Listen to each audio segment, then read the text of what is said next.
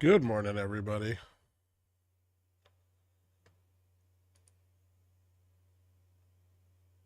Is this fucking piece of shit? Okay, I think it's working. How you guys doing?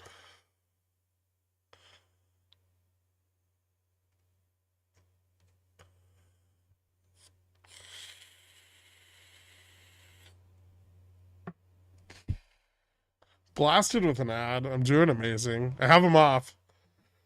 I don't know what to tell you, Dork. You should have signed up for Cornish.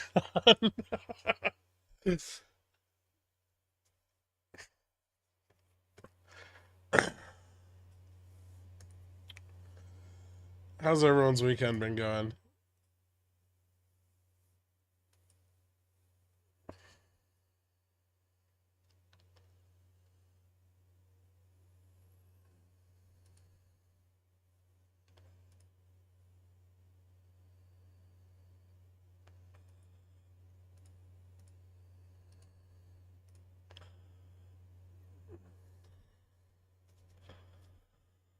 YouTube Premium, my dudes. Yeah, it seems to be the only way around it anymore. Even when I've tried every setting they have. Most of them are just worse. Like most of them just trigger even more ads. But so far, I found that the best way to do it is just not, just to not fuck with it. Yeah, if I turn it off, same problem. And the only thing that happens when I turn the ads off is I don't get paid for them. They still show them though. I'm at the mall staring at people. Okay, how's that going?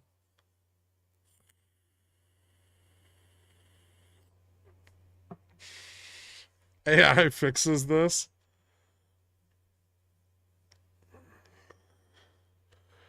Cam Santa, deliver us some Christmas red. Bit monotone with all the green. Can? I can't tell if you're making like a Kem Carson joke or you just spelled can wrong.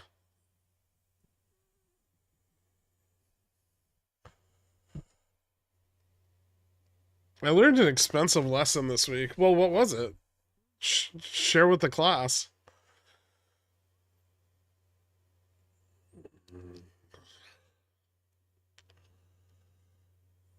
Pretty weird. None of them look happy. The consumer is tapped out. Yeah, yeah. Well, not all of them, but the poor ones are. No, I don't feel better at all. In fact, I might actually be more sick than I was last week. I did find out what it was, though. I got RSV, and I was like, "Are you sure?" And the doctor was like, "Yes, everyone has it."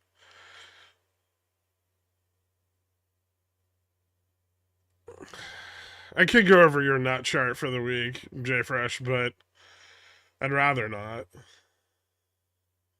I, for one, hope Apple fucking stops pumping. That'd be cool. Who would be at the mall this time of the year? People shopping for the holidays. Is RSV pneumonia? I don't have pneumonia, thankfully. But it can turn into pneumonia.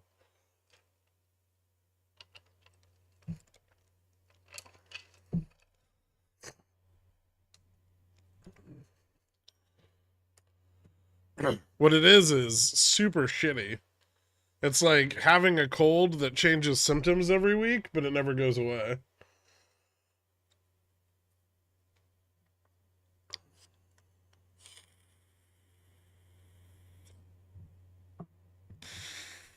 My port went from 250 to 1500 and back to 250. All of those numbers sound the same to me. What happened? Give me the deets. To set stop losses, those are good. I've known this for over a year, but I keep getting burnt on the stove. Helps you learn a lesson. Better than someone saying, don't burn your hand. All right, that's fair. Do they prescribe you anything for that? Sleep? And I was like, that's not happening.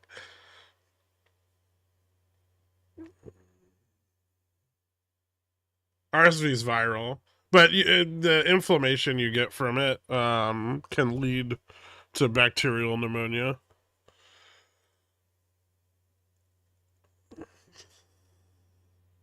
Don't have pneumonia, mate. Just say no. I'll try that next time, Bithead. Thanks for the advice.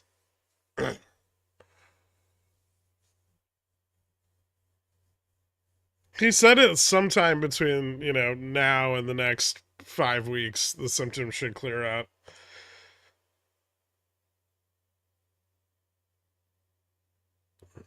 So hopefully it gets better. I'm less like exhausted than I was. Last week was rough. But anyway, it doesn't matter. On to the market.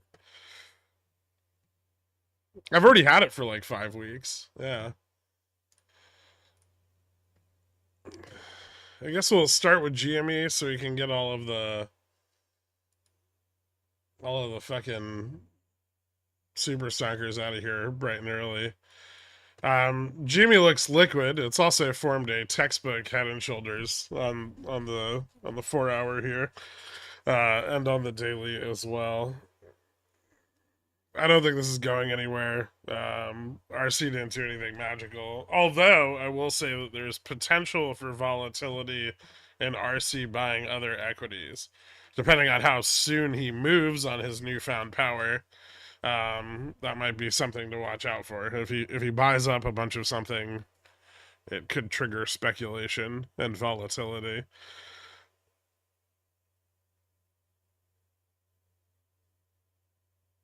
If he doesn't, we're going right back down. You lost a whole port, Crunchy Pat. I don't know how many times I have to tell you this, 1 second guy, but $1,000 is not a whole port. In fact, it's exceedingly hard to not blow up an account that's under $5,000 as your starting base.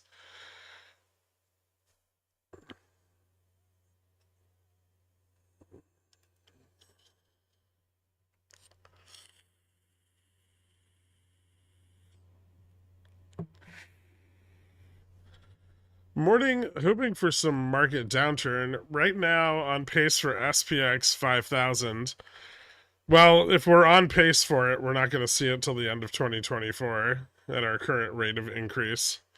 Um, the weekly gains have slowed down quite a lot. I'm the Tesla 240p guy. I bought on Wednesday, had two tests below 240. I should have set stops. If it's good enough to screenshot, it's good enough to sell. Yeah, you should have sold it on the first one. So, yeah, don't do that. So I'm trying to squeeze more out of your positions, guys. You just get burned that way. 1 second, guys. So formal. I should listen. You should, Brett. Wait, so I should just put 25K into one account instead of continually blowing up $500 ports. Yeah, probably. Yeah. Your ability to manage your positions would be far better.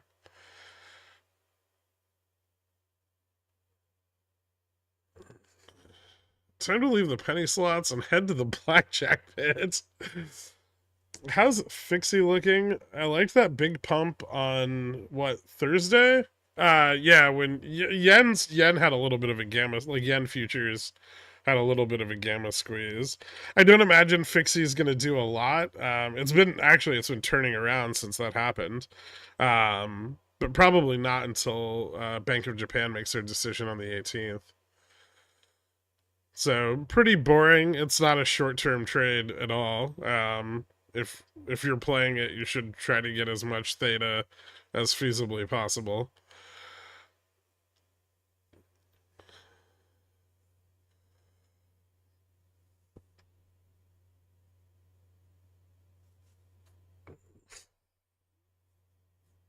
I've been gaming something out. If you're hedging on different DTEs, is an effective way to determine which strike makes the most sense is have delta theta equal to the original position. Well, you don't have to have delta equal, but you can hedge with gamma as well. So you can go like long, short, and then hedge with short dated calls, and use the gamma to offset the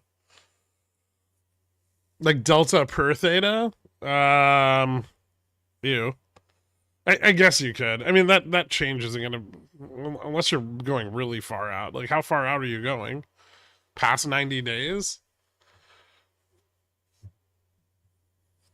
Past 90 days, sure.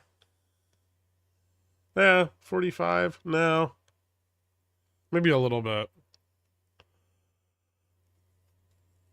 Because it's from like 45 out. It's gonna be pretty much the same, right?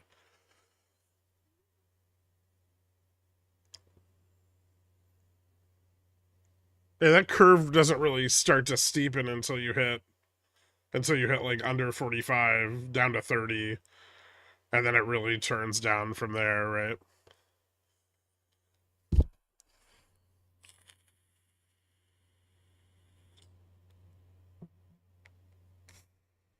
I'm not a big fan of owning Fubo at this price.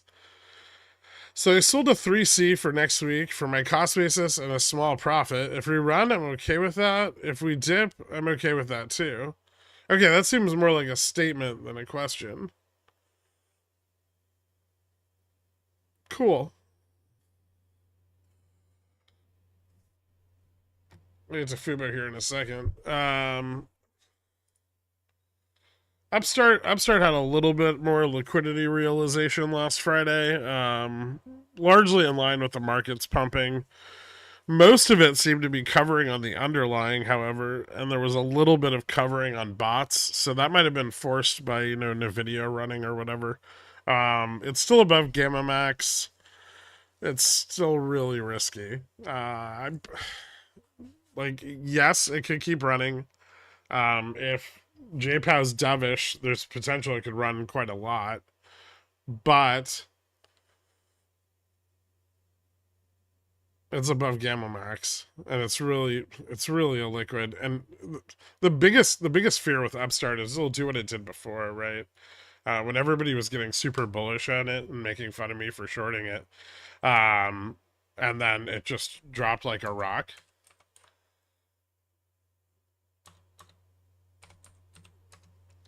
This is there's a flip side to the liquidity there. Why can't I draw that? Hold on. Find out what the fuck is going on here.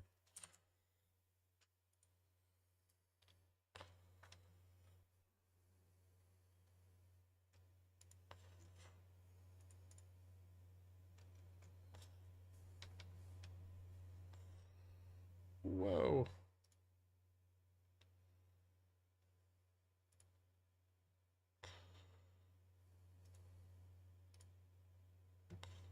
Okay.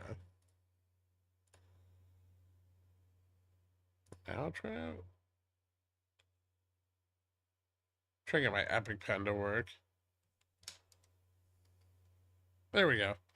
Yeah, and so you end up in a situation like this where, you know, even just a little bit of shorting is able to collapse the price really, really rapidly.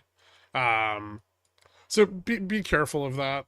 Upstart was, at that time almost as liquid as it is now, right?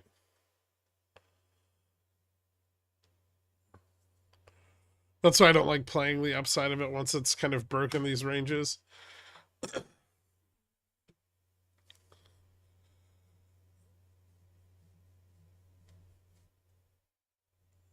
So Beyond is still on reg show and some forced covering. Still looks like it's going to be hard to hit $10.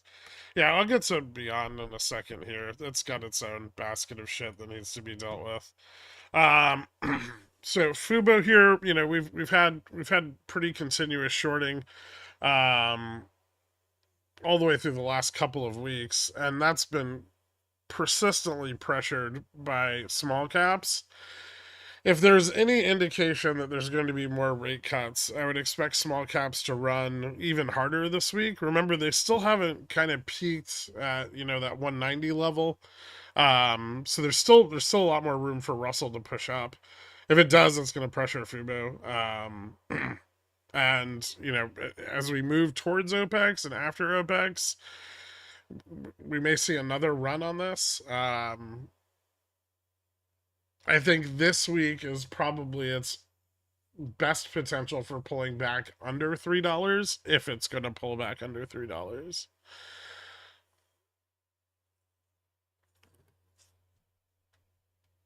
And Siri, I don't really have anything nice to say about it, so I won't say anything at all.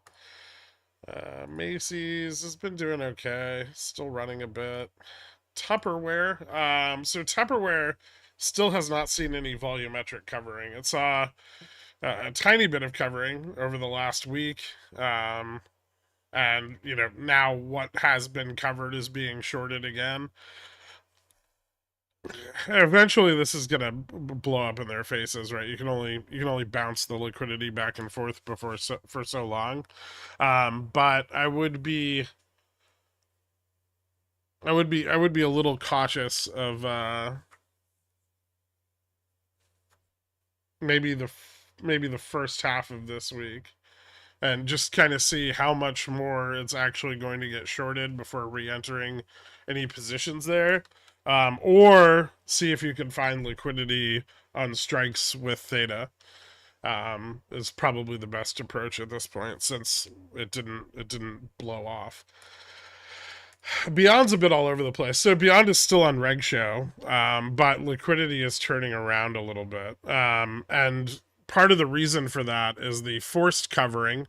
Remember, reg show is always covering the 13 days prior FTDs, right? So you have a T13 trailing covering on FTDs that are force settled. And so throughout this period, obviously, there are days with greater FTDs and days with less FTDs, and then days with greater FTDs again, right? And as we were going through the ETF FTD period here, obviously a lot of that forced covering led to improved price performance. But we are slowly running into a bit of a slump over the next like 3 to 4 days.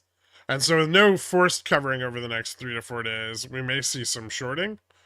Or with lower forced covering over the next 3 to 4 days, we may see some shorting. I would say get more theta on this, but I know for a fact that the strikes out in like Jan OPEX and March are really illiquid. Like no one's bought anything above like $10 out there. And so that really only leaves like the December 15 strikes right now. And those, frankly, don't have enough theta. Unless it's really picking up some momentum on the intraday and you just want to try to scalp it, I would probably avoid carrying anything unless you can get like a good bid on the theta, which is going to be tough. Okay. Does FXY have Greeks? They don't matter, but sure. It's pinned to an index, so its options market's not really relevant to its price.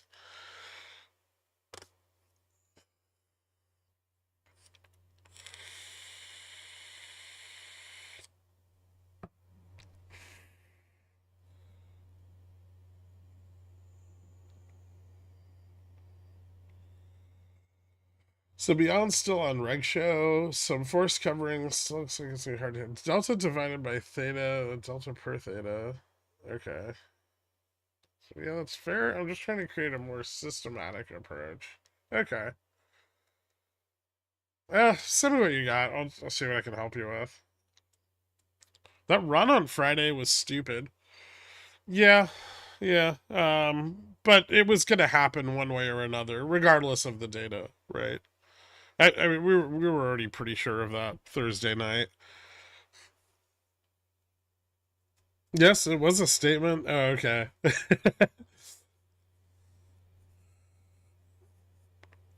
50 billion auction on Monday. Could a tail move the markets? Yes. Yeah, we have two longer duration auctions Monday. We have the 3 and the 10. So yeah, tails could actually absolutely create volatility, and any increased volatility over 2.5% presents some serious risk. Remember all these puts that have been being sold these last few weeks in order to kind of prop pricing up, have been sold with VIX at exceedingly low levels from like 13 to 1250, right? And there was a couple intermittent periods where VIX was sold at 14, but those were very short lived.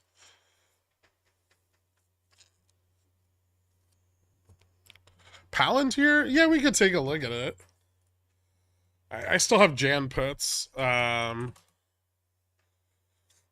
It's been continuing to break down throughout the entirety of this last week. A little bounce back on Friday, but still at resistance. This could either be another entry opportunity, if you want to go short with theta, or a good time to take profit. They keep buying puts. Okay. For what target and for when?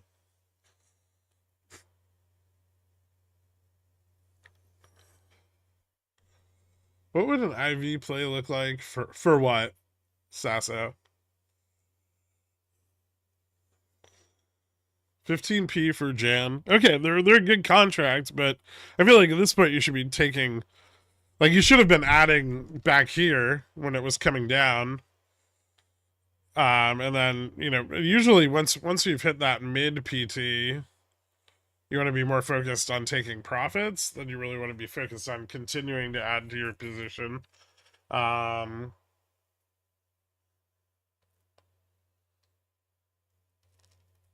yeah, I don't really know how I feel about you continuing to add to it. That's risky. But as long as you're managing that risk, and you're going to keep it fairly tight, then I suppose it's fine.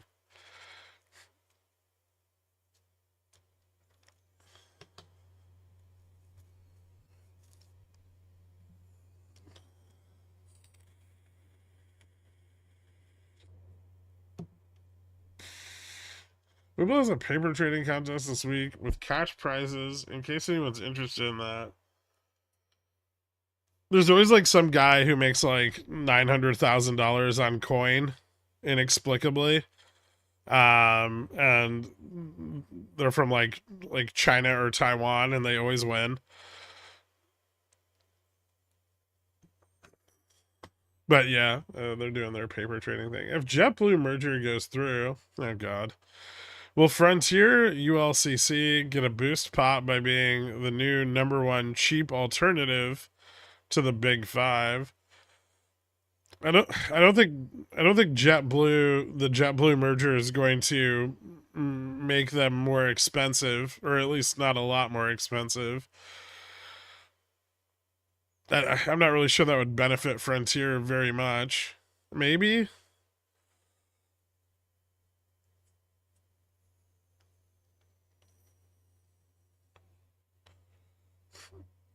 Can fractal analysis increase my stamina in the bedroom? No.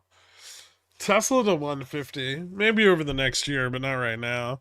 When ouchie downs for market, and when does my hangover end? Well, probably once you become well hydrated and rested enough that the toxins in your liver filter out. Ouchie downs for the market. I mean, this week definitely holds some potential to kick the market in the balls. We have CPI, which I expect to come in light, obviously. But we do have Powell, and so much of the current positioning of the market is priced on the idea that Powell is going to cut rates, not only in the early part of next year, but all through next year, at a very consistent pace. I don't think that's going to be true. I don't even think that's going to be a consideration for the Fed at this point. And the repricing of that could be pretty dramatic, especially for volatility. Can we time out anyone who brings up airlines? No, I'm willing to talk about it, even if I don't want to.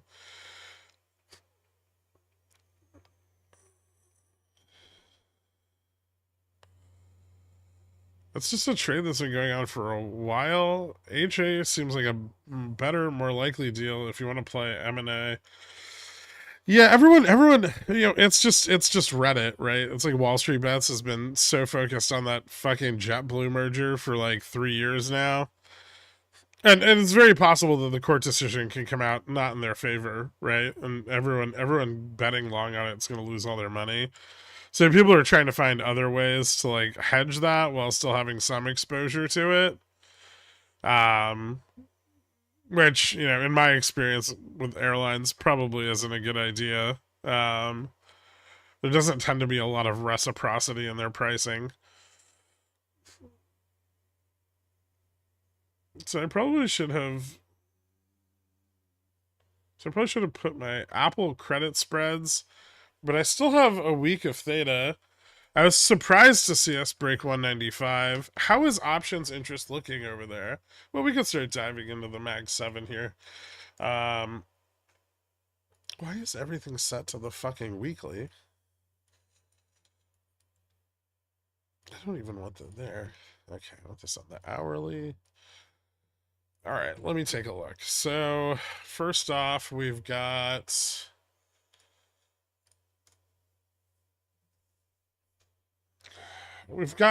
fairly flat dealer delta exposure over the last 2 days. Actually, adjusted is fairly flat, maybe slightly down, and Nave exposure is also slightly down.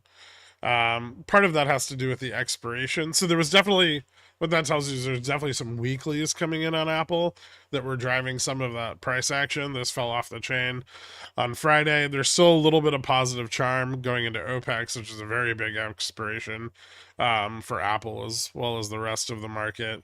Bought call delta fell off. It doesn't look like there's a significant increase in sold put positions, which means that somewhere in this range, probably 195 to 200, we're going to start to see sold calls come in more heavily. And that generally will start to turn around the momentum. Honestly, Apple didn't pick up a lot of call side momentum this week, even with the price improvement. It picked up a little bit, but it was mostly short dated. But I wouldn't say that the structure of the overall decline in call interest has changed much.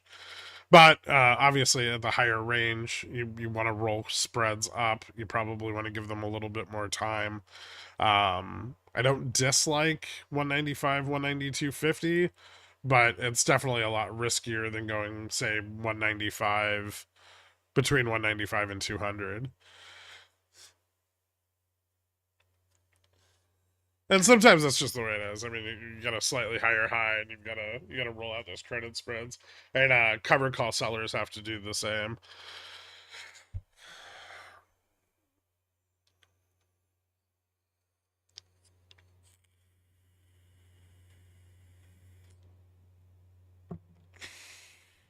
That ship has sailed since HA is trading at the buyout price. Well, as news filters through, sometimes it won't trade at that buyout price, and then you can buy in at lower prices. There was Activision's one to consider where there was quite a lot of back and forth as the merger went through, where you saw prices that were significantly lower than the buyout price occur, and those were obviously really good opportunities to buy in.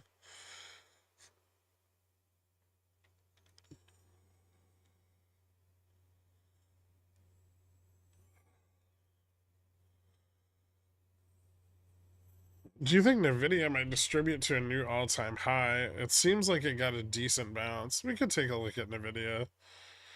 Let's do them in order though. I'm gonna go to Amazon next. Amazon looks very distributive, but it doesn't seem to be finding any higher highs. Actually, I wouldn't be surprised if Amazon were to be the one to find uh like maybe a test in the 150 range, just because it's been trading sideways for so long, with very little improvement on the top end. However, Amazon's options don't particularly look good. Delta's falling off. Gamma's still kind of medium, but calls in general are dropping off the chain. Um, there's far less charm carrying it into OPEX than the rest of the Mag 7. So it may be that it's simply too weak, and we start to see it fail. I'm actually looking for a breakdown of 141 to enter the short side on this. But there could be some opportunity trying to play it from like 145 to 141. You just have to have a lot tighter stops.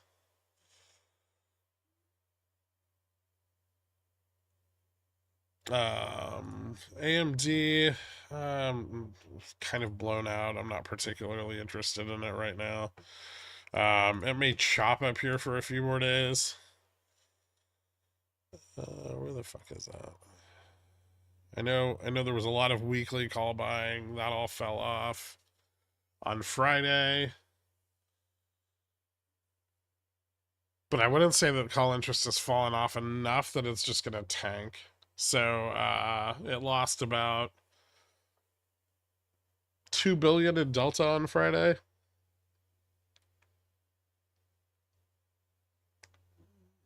About 100 million in Charm. Yeah, so AMD might be close to a peak here, but I would want to see a few more days of breakdown to confirm that. Obviously, a lot of AMD and Google over the last week were hype on their AMD's new AI chip and Google's apparently largely faked press event for their Gemini chatbot. So probably best to stay away from it. I suppose there could be some opportunity for selling spreads while you wait for that chop, but when you do that, you put yourself you take on that kind of that same risk that you have with like Apple, right, where it may find a slightly higher high. If you're gonna sell them with theta, that makes it a little easier, but it also ties up money for longer. Google pulled back to 134, 135, which was kind of that was kind of the low end of Friday's expectations. The news about their like largely staged press event seemed to filter through far quicker than I thought it would have, given that it came out just the night before. But pricing here, I would say, is pretty stable. I don't think Google really has to drop much more from this point. If Google were to lose 133, however, it could probably pull down to about 126, which is pretty similar to the effect we saw previously when it lost 135. Only pulled down to about 130 there. But yeah, I would say the range is around 126, and this is where gamma neutral is right now. So yeah, breakdown of 133 to 126 could be in the cards for that if it continues to push down into next week. Meta seems fine. I looked at Meta yesterday. I didn't see anything too weird with it.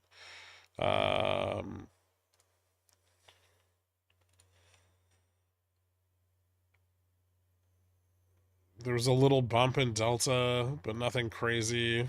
It's still pretty close to Gamma Max, 354. Call interest over the last 4 days has been picking up incrementally, but over the last 2 days, put interest has been picking up as well. I would say most of that is about right at the money. And there's, with the right amount of volume this week, there's some chance that it sees a test of Gamma Max. So that's definitely something I'd be at least a little cautious of. I wouldn't play the short side of that right now at all.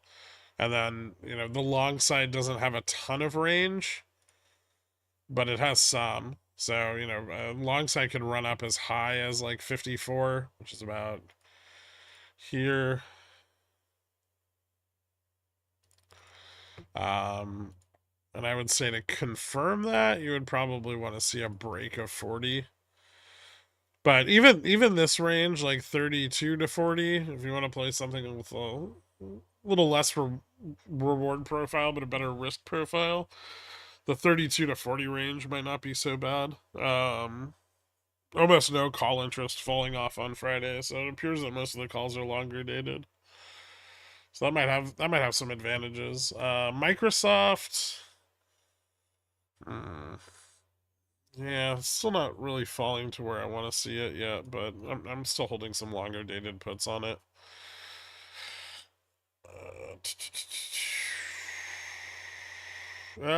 Delta here still staying negative. Bunch of call interest picked up and fell off throughout the end of last week. Gamma's still positive, but total gamma is dropping off pretty rapidly. So not a lot of short-term speculators on Microsoft. It does have a slight bounce here, but I don't think it's very strong. I would say that if indexes fail to support this, it's got quite a lot of room to drop to the downside. Like 345. So big range there, but you'd want a lot of theta to try to capture it. I still kind of like the 70 to 60 range, personally. And then obviously under 60, I could confirm a drop further to delta neutral or whatever. Microsoft, however, not entirely run by its options chain. So while that information is important, remember that people can still buy the underlying and blow up your shorts. Netflix kind of stabilized around the 450 level. I know some of you are still short with me on this one.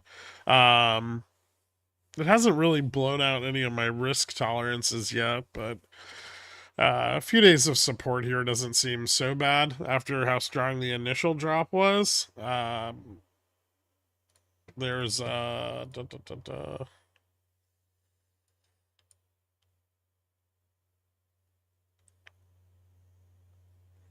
still about 1.68 billion positive gamma on the chain.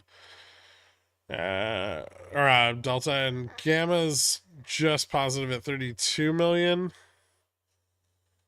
Some short puts have been falling off, and charm's kind of grinding down along. Yeah, so it looks like it's getting set up for its next leg down, but it could still be maybe a few more days.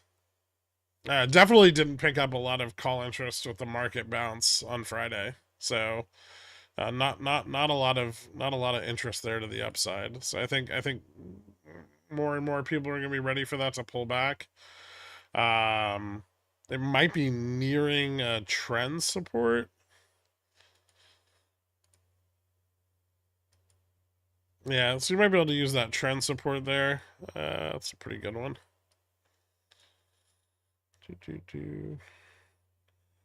And use that as confirmation of a breakdown.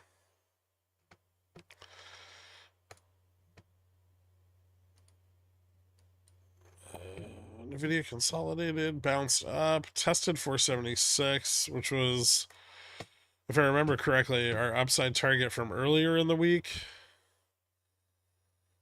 There's still some short calls that can be squeezed out at 80, 85, 90. Theoretically, even all the way back to 500. But yeah, so charm turned positive Friday after crossing 471.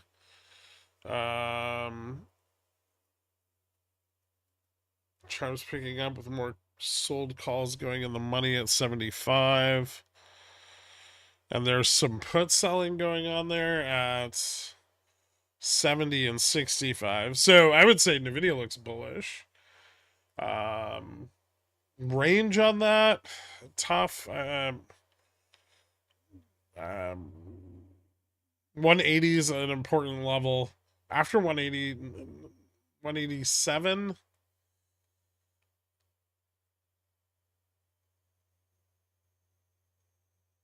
So I'd say what?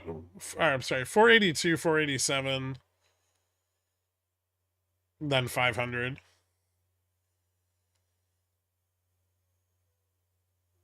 Yep. And then lastly, Tesla. Tesla's been all over the fucking place 'cause it's stuck in this shitty range. Um, the upside of that kind of broke down. It's starting to consolidate against that long-term resistance here, which I need to move forward.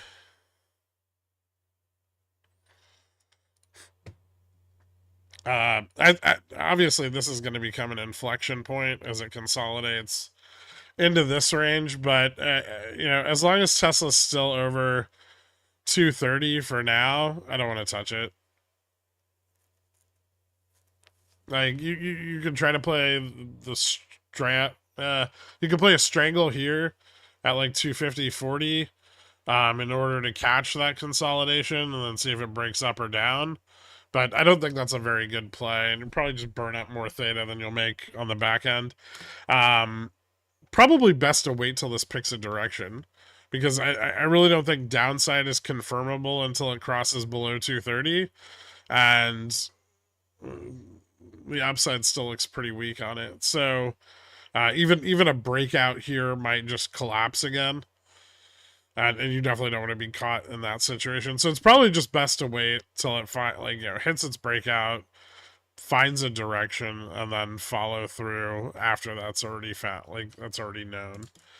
BTU this week. So a lot of flows going into China right now on the a lot of emerging market fund flow, and a lot of private client flow has been moving into Japan and China over the last 6 weeks. It would appear that some people are at least a little bullish on China's stimulus proposals. However, commodities have yet to react favorably to it, and probably won't until China sees some turnaround in GDP. So if BTU is something that you're in or tracking, it's probably a good idea to look to this period for accumulation. And then if China's GDP does go up and coal demand rises, you'll have better leverage. So probably a good time for CSP selling. If you're looking for assignment or you want to own more, it's been pretty stable. Obviously I'd keep watching that lower trend, but CSPs below that trend have been pretty safe for a few weeks now. And that's roughly like 22 to like 20, 23. 23 is a bit on the riskier side, but you can pull it off. Can you look at PCT when you get a second? Sure.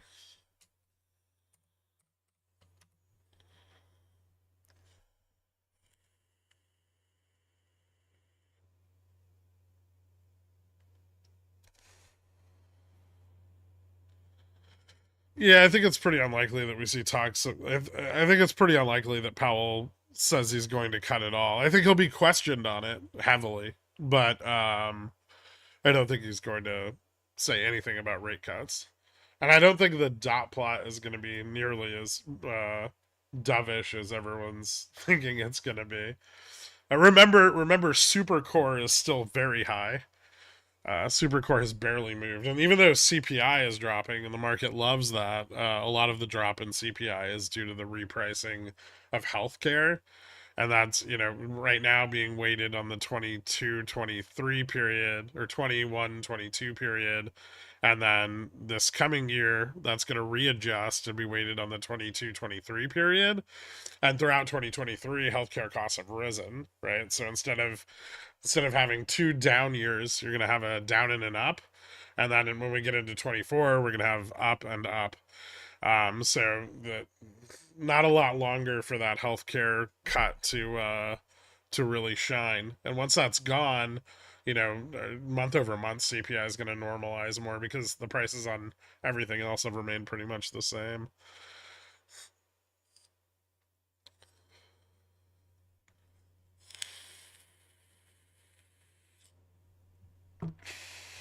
In core, oil's been down a little bit, but that's going to affect headline, not core. And oil's kind of teetering on a point where it could stay down or it might rocket back up above 100. If JPA is the biggest of and says it's the perfect time to slash rates to 3, then we get hyperinflation. First off, buy calls, but then we get hyperinflation. If the Fed's going to give up now, it's going to cause a lot of problems long term. Not only due to a reemergence of inflation, which is inevitable, but also the Treasury's not going to stop building on the deficit, right? And that's going to compound the problem.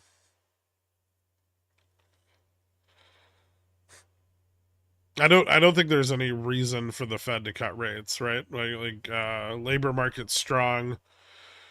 The economy, for all intents and purposes, is strong. The consumer is resilient, even if the lower half of consumers is starting to fall behind. The upper half, who spend far more money on discretionary goods, are still doing okay. So they don't need to really worry about that. They want home prices to trim back. So I mean, I don't see a reason for the Fed to cut rates ever if the economy can continue in its current state. Like the only real reason would be to cut rates would be a credit crisis or a fear of mounting unemployment. Neither of those exist right now.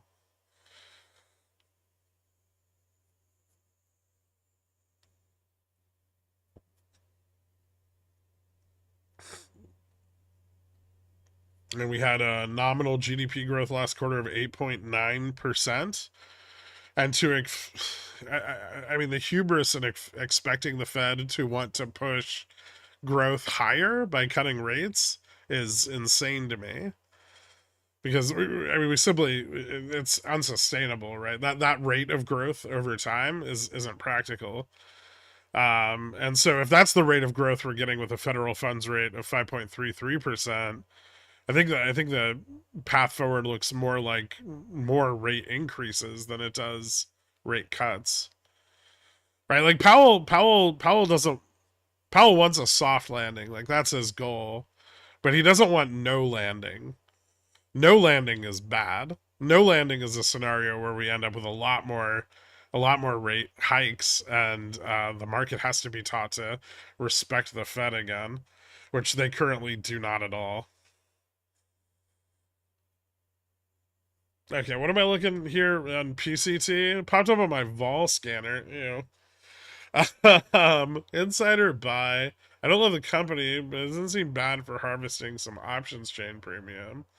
I mean, realized vol makes it look like it might be kind of hard to harvest options chain premium, but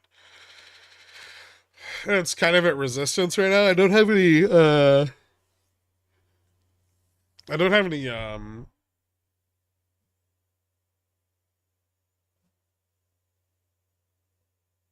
I don't have any options data on this. Give me 1 second. Let me see if I can pull up one of my codes here. No.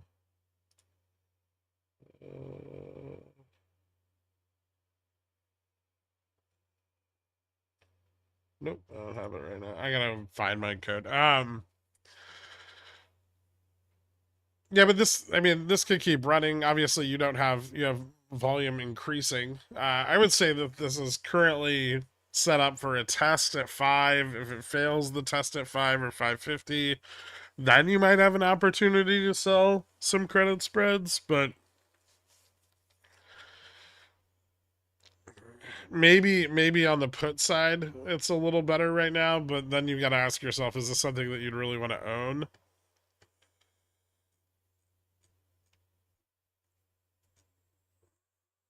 Yeah, it looks like they just had a big earnings beat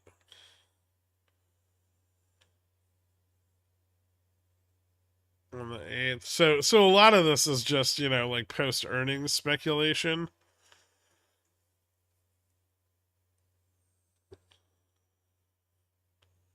They're a waste polypropylene recycler.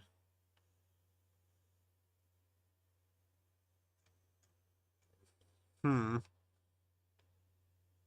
Yeah, I don't particularly like it.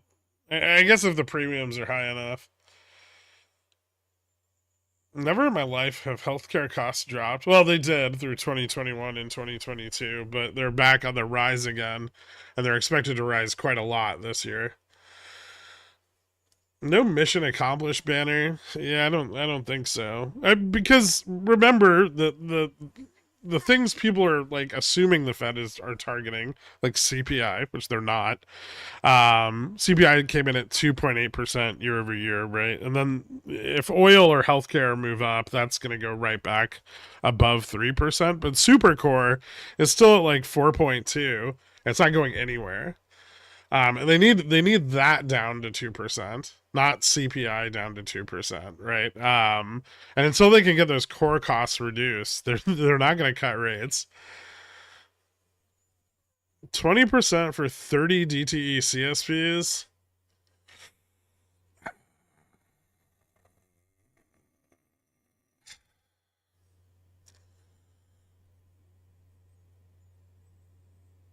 At the money or out of the money? What delta on the sold put?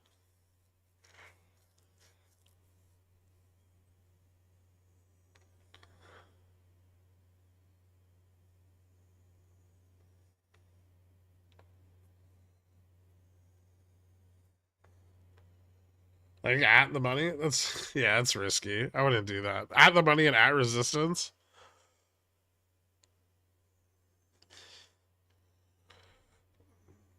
Fuck that. If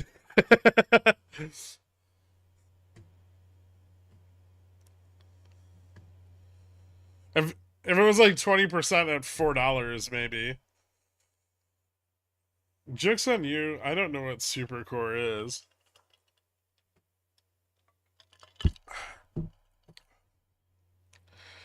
Ah.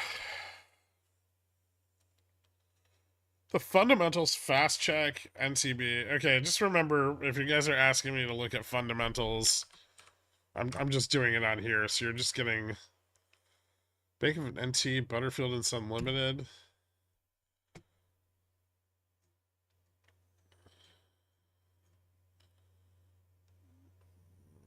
Small Bank.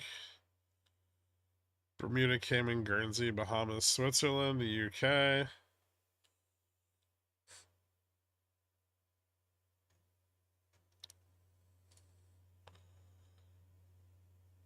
I'm not going to be able to get a good look at their balance sheet this way. A little bit, but not as far as their exposure to duration risk and stuff.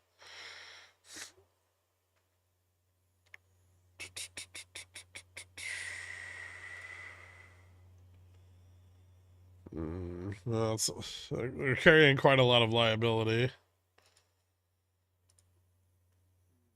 Total deposits 11.86. Total deferred tax. Yeah, they're carrying a lot of deposit liability.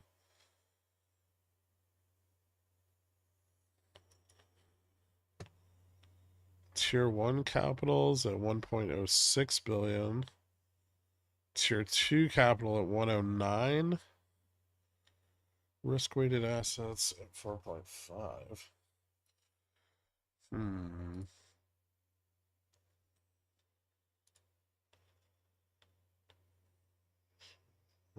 $182 million in net interest income.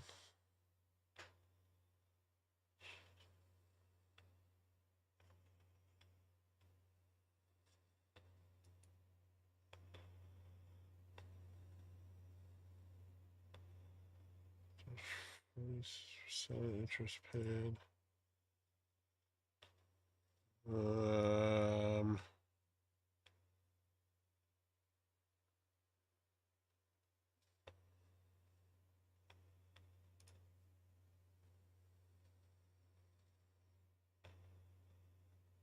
$90 million.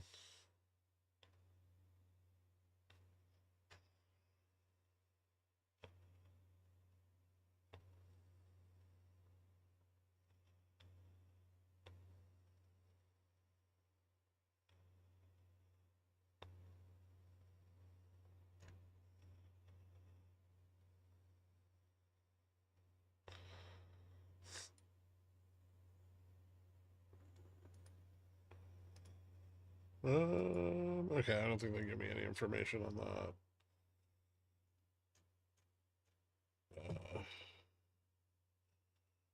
Net loss 5.9. Loss allowance 23 million. They don't seem to be in too bad of a position, but I'd wanna dig deeper into their duration exposure. And see what like hold to maturity securities they're sitting on.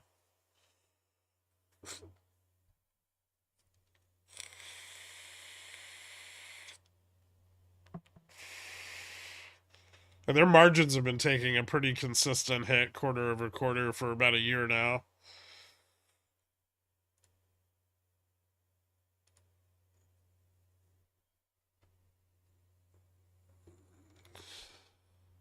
I know you hate ADA, but if you still have it, it's up 53% this week. I know.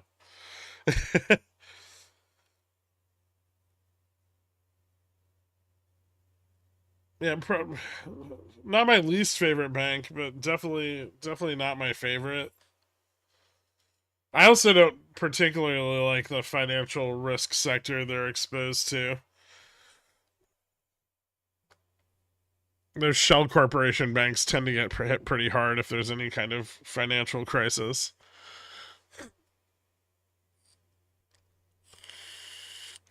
See, 15% at 4 is not bad, Poopy. At least you're a little risk deferred and you have some room to hedge it off, right? How much is it on the spread if you do like 350?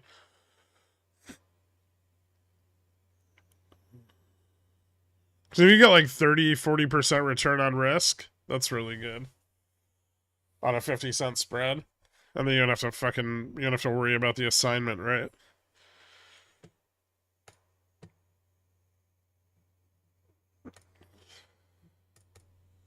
All right. Let's see what the nerds are up to. What's up, nerds?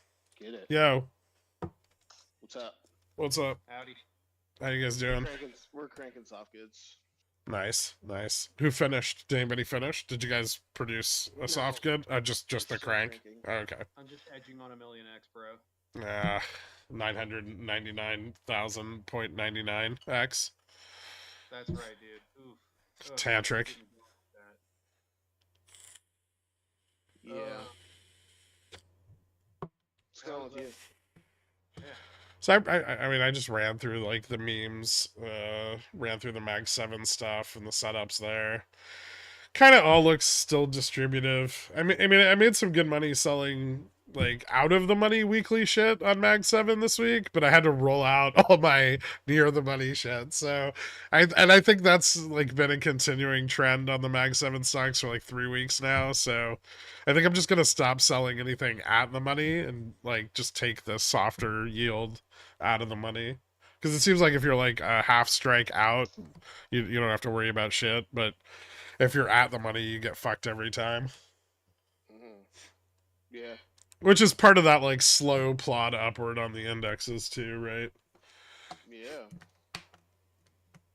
We got a lot to talk about there. Oh, yeah, I agree. There's a lot of shit changing this week. There's a lot of especially into the end of the week. And then we've got Powell. I don't think CPI matters, but we have Powell. Did you go over Japan yet? Oh, a little bit. I mean, I discussed the brief gamma squeeze that we saw in the yen. And obviously the market's mostly recovered from that, but Yuta doesn't say anything till the 18th. So I mean, that's going to be the most impactful thing out of Japan, right?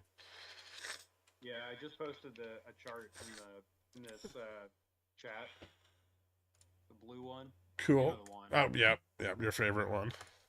Yeah, the one that I watch on the 1 minute. I'll throw it up. Fuck it, let's go. So, what's interesting about it is we seem to have one of the most strong breakouts out of the descending wedge that we've seen. And I'm reticent to do TA on a currency pair spread, but it's fairly compelling. Just because this trend has been happening for the last 2 years, right? We have had a couple failed breakouts though, so it remains to be seen if this will fail. But we did break back above the next resistance. Yeah, So, yeah, briefly, but yes. so if this continues up, right, we should be seeing the spread collapse like another 10% or so, in like relative change. Yeah, so we could use. I feel like, and I know you love watching this thing, but I still feel like the synthetic swap that we use to measure this is a far better indicator, at least in terms of sensitivity. We'll throw it Um, up there yeah. because I want to see Uh, that thing. You have that up. You have like a million of these. I only get 4. yeah. So this is our synthetic carry trades swap. You're gonna make And me go on YouTube. I mean, you don't have to, I want but to see what you're talking about. at our peak this week on Thursday, this hit just under 700% returns, and now it's bounced back to 725. I think the question here is, are they going to lean into the carry trade harder and push the risk on this back up again? Because if they do that, that's going to be really bullish on equity markets, right? Because we're going to see, we're going to see dollar rise sharply, right? And then we're going to see, we're also going to see credit spreads push out. And I think most of the short covering in treasuries is about done at this point. There's little intermittent bursts of it that we've seen throughout the week, but it's not nearly as consistent as it was before. And so with dollar pressuring spreads wider, that's going to push vol up. So yeah, if they lean back into this in order to prevent it from collapsing right now, and they wait for Yuta to collapse it on the 18th, or if he does collapse it, right? It's gonna be pretty bearish for U.S. equities, just because of that rising dollar value and the effect on UST spreads. Everyone's saying we're quiet. You should probably turn us up. I turned you up. I turned you up like, yeah. There's just a little delay on it, but yeah, you're Like the up. stream assholes. I like did. like the stream assholes. And and that's something we also see here on our vol bond curve, right? As we see that persistent pressure on the forward yield of volatility, but now we're starting to see UST yields and our bond curve come back in line with that, right? And obviously, if our forward yields on bonds are negative and our forward yield on vol is positive, that's a recession, right? I mean, not only is it a recession, but it's kind of scary from a volatility, equity volatility perspective as well. It's a cumulative increase in appetite for risk, Yeah. right? Or for risk insurance more so. Well, That's a thing. risk insurance has forward positive returns, right? Which is Exactly. yeah.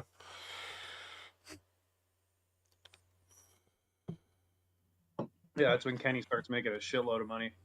What about divergences between indexes and Nikkei? Oh, I mean, you probably shouldn't pay attention to that too much.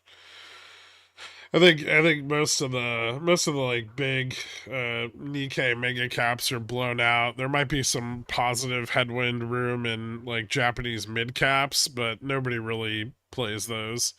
And none of you guys are going to play them, so it's not really pertinent to the discussion here. But yeah, I mean, a rising yen valuation is moderately bearish for the top end of Japanese companies, which are exporters, right? And it's very good for the Japanese small and mid caps, where they're more isolated. Or rely heavily on imports. But yeah, Japanese manufacturing would take a hit with rising yen. And we've seen that. Japanese GDP came in at negative, what was it, 2.1 last week. So Garrett, theory craft with me for a sec. So the rumor came out on, was it Thursday or Friday, that UATA might have to hike rates sooner than expected. yeah. So do you think on the 18th he raises rates? Yep. Okay, so yeah, if you guys haven't been following along with my bullshit theory on Nikkei News and the Bank of Japan, I did a little bit of a write up about it in Dillionaires, and I think I reposted that to Twitter. Basically, every impactful Bank of Japan decision since last December, when they first started making impactful decisions, has been preceded 1 week or 2 weeks in advance by an announcement from Nikkei News on exactly what they were going to do. And I think the reason they're doing that, I think it's methodical and planned. It's not just like a conspiracy or anything. They're doing it in order to lessen the shock of their decisions on the forex markets, right? So they're trying to minimize the amount of volatility created by the decision by announcing the decision a couple weeks in advance of actually making it, right? And so far, every Nikkei News report that has come out in advance of any of their Bank of Japan or Ministry of Finance of Japan decisions has been 100% accurate. They've all been within a 7 to 14 day window of the announcement. And they have all created market shock in advance of the actual announcement. So by doing that, you kind of bifurcate the risk in the announcement itself, which is about the best Japan can do at this point. The only problem is the Nikkei News announcement that we just got about UATA, and that kind of triggered that reaction in yen. And we saw that little gamma squeeze last week. Is that they didn't say how much.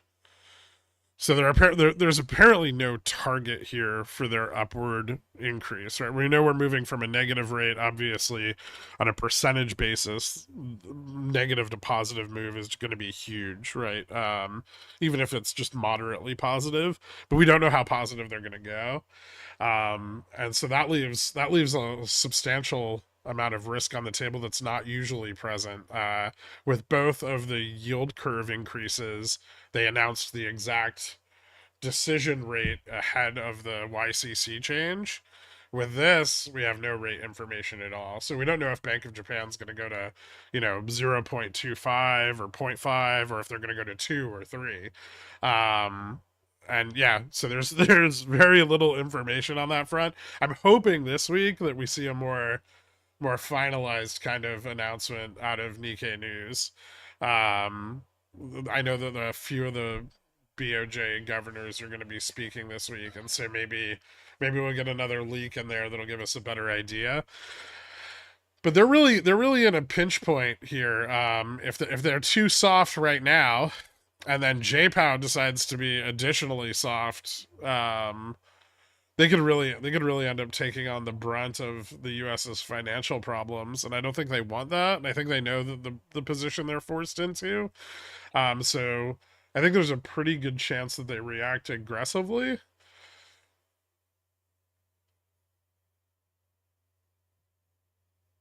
Yeah, I mean, Especially if they still have the benefit of being the first mover. So if Powell does nothing, right? No, I'm staying right where I am. I'm not moving rates. That's what he's gonna do. Which is exactly what he's gonna do. Yeah. Then Ueda has to make a tough choice. Yeah, there's a Wall Street Journal leak. Well, announcement of what they're likely to do today, this morning. They said not gonna raise, and also aren't really seriously discussing cuts yet. For the Fed. Yep. Yeah, that sounds believable to me. That also sets up a nice narrative for them to blow off some of all that sold in the money sold call interest before OPEX, right? Yeah, there's so many sold calls that are underwater right now. Yeah, Like, that's all the the thing way is, like, all the way down to like everyone's 45.50. It's a mess. Yeah, there's like bulls got fucked just as bad as bears on this pump. I'm gonna say this because I don't think people really get what I mean. What bears? Yeah, sure. Yeah, I mean there were bears. There were bears at the bottom in October, and they left. And that's what I think people don't realize about bears is they're not just sitting around getting burned on their positions. They just wait. Right? This is what bears do. They enter the market and over leverage the shit out of everything all at once. They make a ton of money, and then they close all their fucking positions and walk away. They do not sit around hanging out waiting to see what the market's going to do, because when you do that, the market goes up. So everyone's like, oh, there's no bearish interest on the chain, and let me tell you, in 30 years, looking back at the last like 30 years of the S&P, there never really is. Like even in the most bearish of bear markets, the bear interest is minimal compared to what you see in a bull market on the long side. Like indexes just are not. That's not how index shorts approach their positioning. They don't stay in their positioning so long. It's elevator down, escalator up, and they're all pretty committed to that. And that's one of the reasons it's so easy to get burned buying puts, right? Because your put goes up massively, and then you're like, oh my god, it's going to go up more, and then all the other bears get out and you're fucked. yup. But like if we cross 45.50, I could see a lot of bears showing up to the party. And we kind of saw that on the 2 times that we crossed 45.50 last week, right? A little bit, and then they ran away again. Yeah, I think that it's just it's especially with the way that the market is able to be leveraged right now. I think it's only prudent for these bears to not necessarily hang around, because the the entire market right now seems like it's just focused on crushing any long vol that is there, right? Yeah. Like the appetite for short vol, I've never seen it this high, right? It's just insane how much people hate volatility. So like when you're trying to make money on long vol in that situation, you're just asking for pain. Especially like being early is it's such a painful experience. I mean, I don't know how much lower they can get VIX, but like if you bought a put with beta in the last like 3 months, dude, you got hosed. Well, if you bought it in the last 3 weeks, you're probably okay. But if you bought it before then, you're definitely fucked.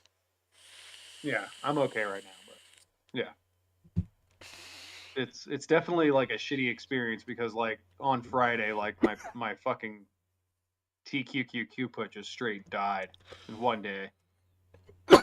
Well, remember, we talked about this before, the last time we were setting up for a larger move down. And you have to remember that in conditions like this, when vol is low, if people are bearish, they're not incentivized to buy near the money. They're not incentivized to buy at the money.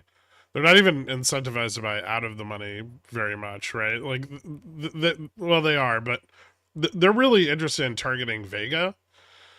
And so any accumulation of bearish positioning that you're going to see is going to be way the fuck out of the money with tons of theta on it, because they're so cheap right now, right? And this is where bears are going to focus all of their interest. They'll buy those big Vega positions. They'll buy, like 3,500 Ps for like June and shit, right? Or September of next year, or December of next year even. They'll buy 3,000s, they'll buy 3,500s, they'll buy 4,000s, but they're not going to touch anything anywhere near the money. And that's because, whatever the market does, these aren't going to react very much unless vol goes up, right? And historically, vol is below the average, so these are cheap. It's an advantageous buy, because the assumption is that if, VIX is at 12 or 1235, was it? It's going to move back to 16 at some point, right? And, on that way back to 16, it'll probably move a little bit higher. I think what's the standard? It's like 1 to 2 points. So it'll either move to like 14, or it'll move to 18, and then it'll, center back around 16.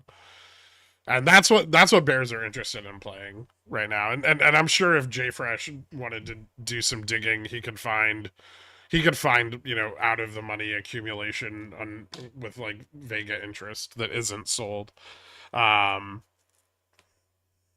volatility increases, those are the options that become more expensive faster. And so as vol moves up, you'll start to see bears move nearer and nearer the money with less and less theta directly in relation to the amount that volatility moves up. And if volatility is really high, you start to see vol above 20, 25, that's when you'll start to see bears buying like 0 DTEs the way that bulls buy 0 DTEs. But we've never really gotten to that point, right? They've managed to keep vol pretty much in check for most of the year. Do you guys want to add in on that a little bit? I think you hit the nail on the head. I mean, Friday was a very clear exhibit of that. Right? Yeah. There's 0 vol at the end of like until the very, very end of day, there was like nothing in terms of vol. Like anytime there was a slight pullback, it just got smushed. Yep.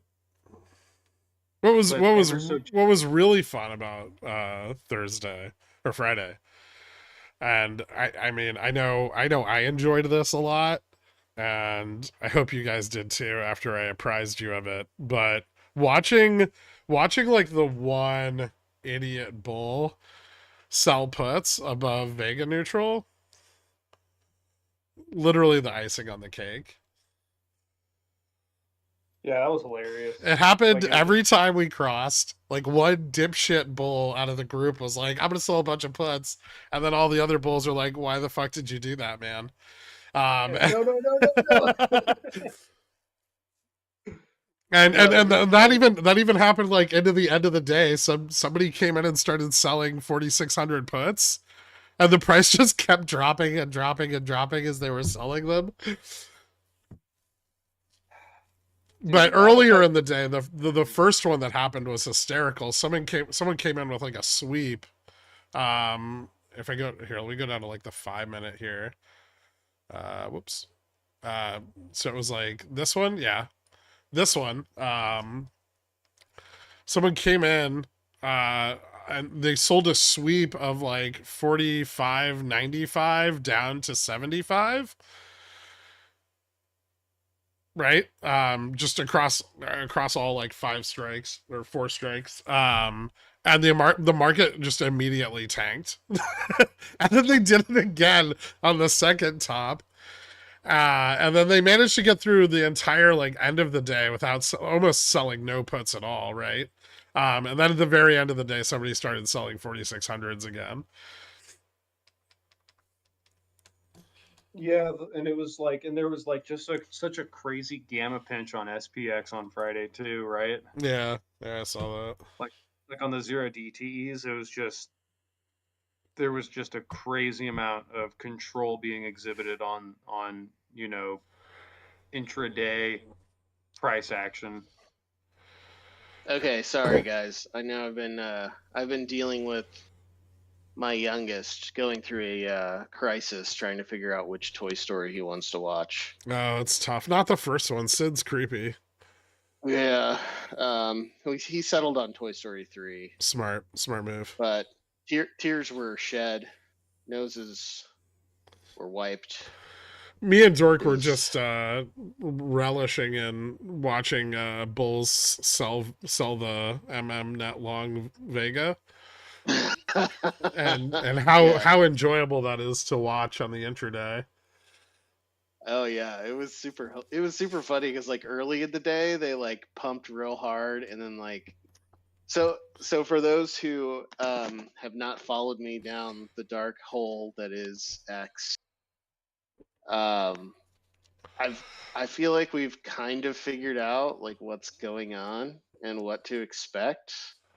We've basically boiled down the MM's position to effectively a basket of long calls and puts. And we're basically just hugging the line where that position is neutral, right? Where there's no losses, right? And so above that line, the MM has no need to hedge, right? Because it's just profit, right? And so they just like pump up, and right now that line is about at I mean, you can kind of just see it here on the chart. Yeah. it's not hard to like suss it out. It's literally this. And it just kind of keeps doing that over time. Like it's just going to keep drifting slightly higher as they keep pushing into it. But you know, it's not really breaking. Yeah, there's nobody's buying anything. Nobody's bullish. Everyone's just like, what the hell just happened last month? They're all just everybody in the market's just trying to juice risk-free returns by throwing a couple sold options on top of their bond portfolios, and a bunch of those people who had sold calls instead of puts are deep underwater trying to hedge that off, which is problematic for them. Like the fact that the market moves so quickly and surprised even like the bulls is not a good. It does not mean that there's one group. The person who's winning are the market makers right now. They're winning. Everybody else is scrambling. But yeah, I mean they're basically just the bulls are just like pushing up against the edge of where the MMs need to hedge, and above it they're just like, all right, you can give me your money if you want. And then they collapse in on themselves, right? Because there's no one to sustain that position, and so they have to close it or watch it decay. Yep. And that's basically what we saw on Friday. They like pumped really hard in the morning, then it just like collapsed on itself because there's no market maker there hedging it. They did it again and it collapsed, and then they basically just like kind of sat on this market, like that weird like straight line up. That was just the market maker's 0 point, just like drifting up over time. It was so bizarre to see that. But yeah, I mean, basically they're just trying to push up. They're trying to push the market past where anybody else can hedge without buying anything, which is not possible. But if you want it to go substantially higher, you have to actually buy something. Yeah, Yeah, like some people seem to not want to. Yeah, you need to get Delta. You actually need to force things up, but Delta's expensive, right? Fuck yeah, it is. You can't sell 50 puts and get 5,000 5,000 calls with like 0.5 delta. But you could get a shitload of gamma, but then you just do this over and over again, right? That's the Yeah. thing is like it seems like the market is currently like just obsessed with leverage, right? Like they're not interested in doing things like in the money calls because you can only get so many of them with the same amount of leverage. Well, now hold on. If we test 45.50, they buy a lot of in the money calls. But Well, yeah, other than that's that, the other, yeah, that's the other side of it, right? And that's why I said I think we've kind of just figured it out, because it's extremely consistent with a lot of features that we've seen over the last few weeks. I think the fact that not a whole lot has happened has allowed us to sort of inverse, sort of back out what positioning is. The positioning on the market right now is actually quite simple. Everybody's short options, which means the market makers are long options, and we can kind of suss out roughly which options they're long. And so, if they have a portfolio of long puts and long calls, they basically have, they're basically strangling the market. And so, above a certain point or below a certain point, they're profitable. And then in the middle, they have to hedge, right? And if you look at their sort of like maximum loss or their max pain, that's at 45.50. And sure enough, if you go back and look, it has been heavily defended by everybody that's selling puts, because they know that beyond that point, the market maker will have to start hedging with the direction of the market instead of against it. So above 45.50, the market maker sells into declining price, or the market maker buys into declining price. But below 45.50, they don't have to buy anymore, and now they have to actually sell into declining price. And it's actually kind of interesting too, because that 45.50 was brought about in a completely independent way from our Greek neutral calculations that we do, where right now gamma neutral is sitting right at about 45.50, and so that those two independent ways to assess market maker positioning are completely consistent with each other. yeah, yeah. And so I think we've mostly figured it out. Now that doesn't mean nothing can change. Certainly, that I tried to look at what would change if we, if we dropped off all of the December options, because obviously that's coming up in a week, and that's going to be important. Unfortunately, right here where we are now, not a whole lot changes. So this is another benefit for the market maker as well, because they don't have to deal with the fact that like 40% of all options that exist right now are expiring in a week if their hedge smoothly transitions across that OPEX, right? And that's what they want. They don't want to be left with this huge step change in their hedges, right? But up here, they don't really have to hedge much, and Or so do if they? they, Because all the like a lot of puts fall off on Friday, right? But a lot of the calls are like the in the money calls are on there for a while. I mean, both calls and puts, a lot of them are centered on December. If I remember correctly, I want to say the puts are more smeared into the future than calls, so calls might be more concentrated. So calls will matter more. The thing with the puts is they're all just so worthless now anyway, right? They all Yeah, have yeah. so little delta. I mean, the average delta on a put is like 10. And it's probably going to be like 5 when if we stay up here and close at like 46.30, which is kind of where my target is. The puts rolling off will have zero effect. It's really going to be the calls, but right now the calls are, That's sort a of like, shitload of our charm. yeah, but like the calls are, but the thing is that the calls are like right at 50 delta, right? So they're like, the market maker is essentially sitting on an at the money call Well, going into expiration. the calls are at 50 delta until expiration, right? And then they move towards 1. Yes, but so that will cause some volatility So I think volatility will increase, but it will be rapid volatility. It's not going to be like sustained. Maybe like 20 points each way wildly, right? So the swinging back and forth will get more wild. So the AM expiry is Um, sitting on 17 billion charm right now, and we should expect that to roughly double over this week. yeah, so here's why I'm not referencing that number. Okay. Because I think so that number, I mean that has a lot of assumptions baked into it. Yeah. But if we think about that, we just know what the market maker's position is. Basically, long at the money calls and long deep out of the money puts. We don't really. I mean, so the grinding up.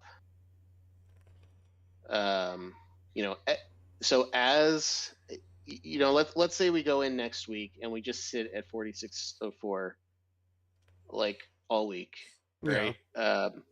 What will happen is their position will decay down, right? And so to counteract that, they will have to to buy in, right? Yeah. Their delta will be decreasing, and so they'll have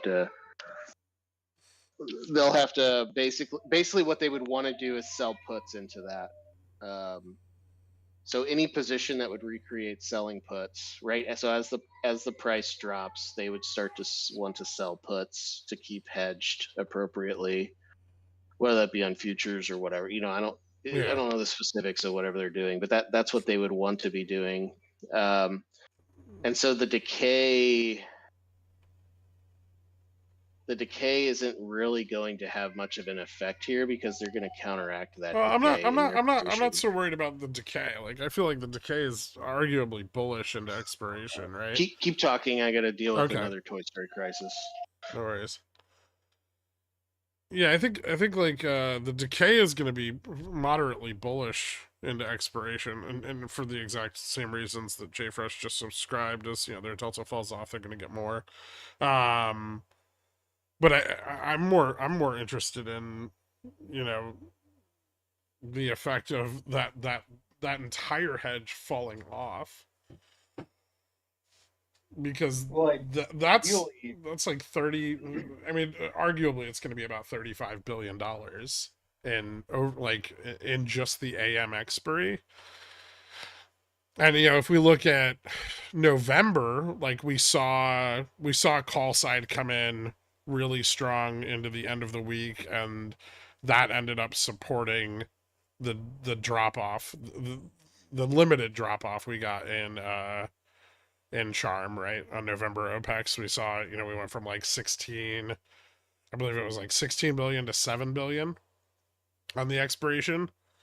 But, at the same time, we saw, gamma, like Nave gamma moved from, well, I guess adjusted gamma moved from, it was like negative 190 billion up to like 150 billion, right? So we got that, even though it came in the form of short dated, like very short dated calls, we did get that supportive flow to counteract the drop in charm.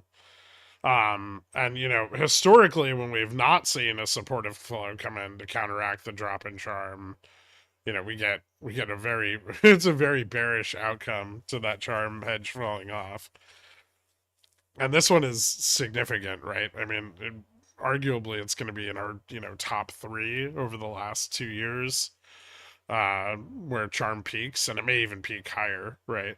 We don't actually know. Like, generally the last, like, from like Tuesday on, charm just starts to rocket up. yeah, it all depends on where we end up closing, on OPEX, right? Yeah.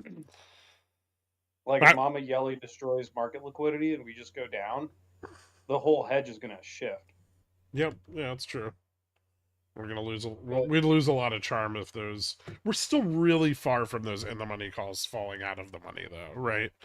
Like most of those sold calls that are in the money are below 45.50, and even more of them are below like 44.80, right? So we really have to drop quite a lot in order for the charm on those to start changing. Well, I'm more worried about the out of the money puts, right? Well, yeah, They're those are concentrated at 50, 25, and 4,500. But I mean, same effect, right? Like we still need to move. We still need to move down quite a lot just to hit 45.50. I mean, yeah, we really do. I mean, but like 150 basis point pullback that, starts off slow could pick up steam into OPEX. But yeah, I feel like if we get any kind of like 100 BPS pullback, we just don't stop. Like the next point where I can see if it's even stabilizing is like 44.20, maybe 44.20, and then we're right at that other collar. So then it's like we probably just pull down to delta neutral, and then if we hit delta, if we fall below delta neutral, we're gonna go down like 6% again, right? Yeah. So it's yeah. I mean, I think they have to continue to pressure. Like, I don't think there's an option besides spend the rest of this week pressuring the upside of the market maker hedge, right?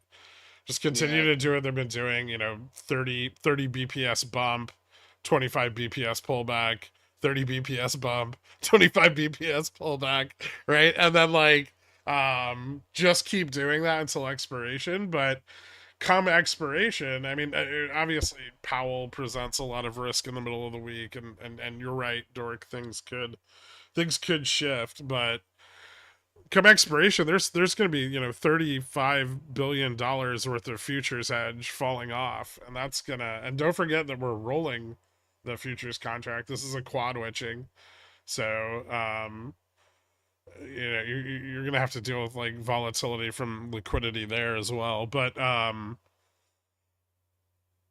that's a lot of fucking charm falling off, and I don't know if it's worth buying. Like the last time the charm fell off, we were trading at like the last time it fell off in a big way, we were trading at like what was it, like 4,300, 4,350, right? And it was there was still a lot of room to the upside, so it was worth it to buy those supporting flows. But now, like, where are you gonna meaningfully go long? Like, what are you're gonna try to push it up to 46.50? That's not even that far out of the money. Like from 43.50, you had all that range up to like towards Gamma Max at like, I think back then it was at like 4,500 or something like that, right? But now there's just that room's not there anymore. So you're gonna buy all those short dated options to get a few basis points out of it. I don't know. I don't know if we'll see the supporting flows. It all depends on, I mean, like the market. I think what's really like it's basically the Keynesian beauty contest with options, right? Where the market is just trying to push everybody into agreement that up is the direction, and then those supporting flows will come in.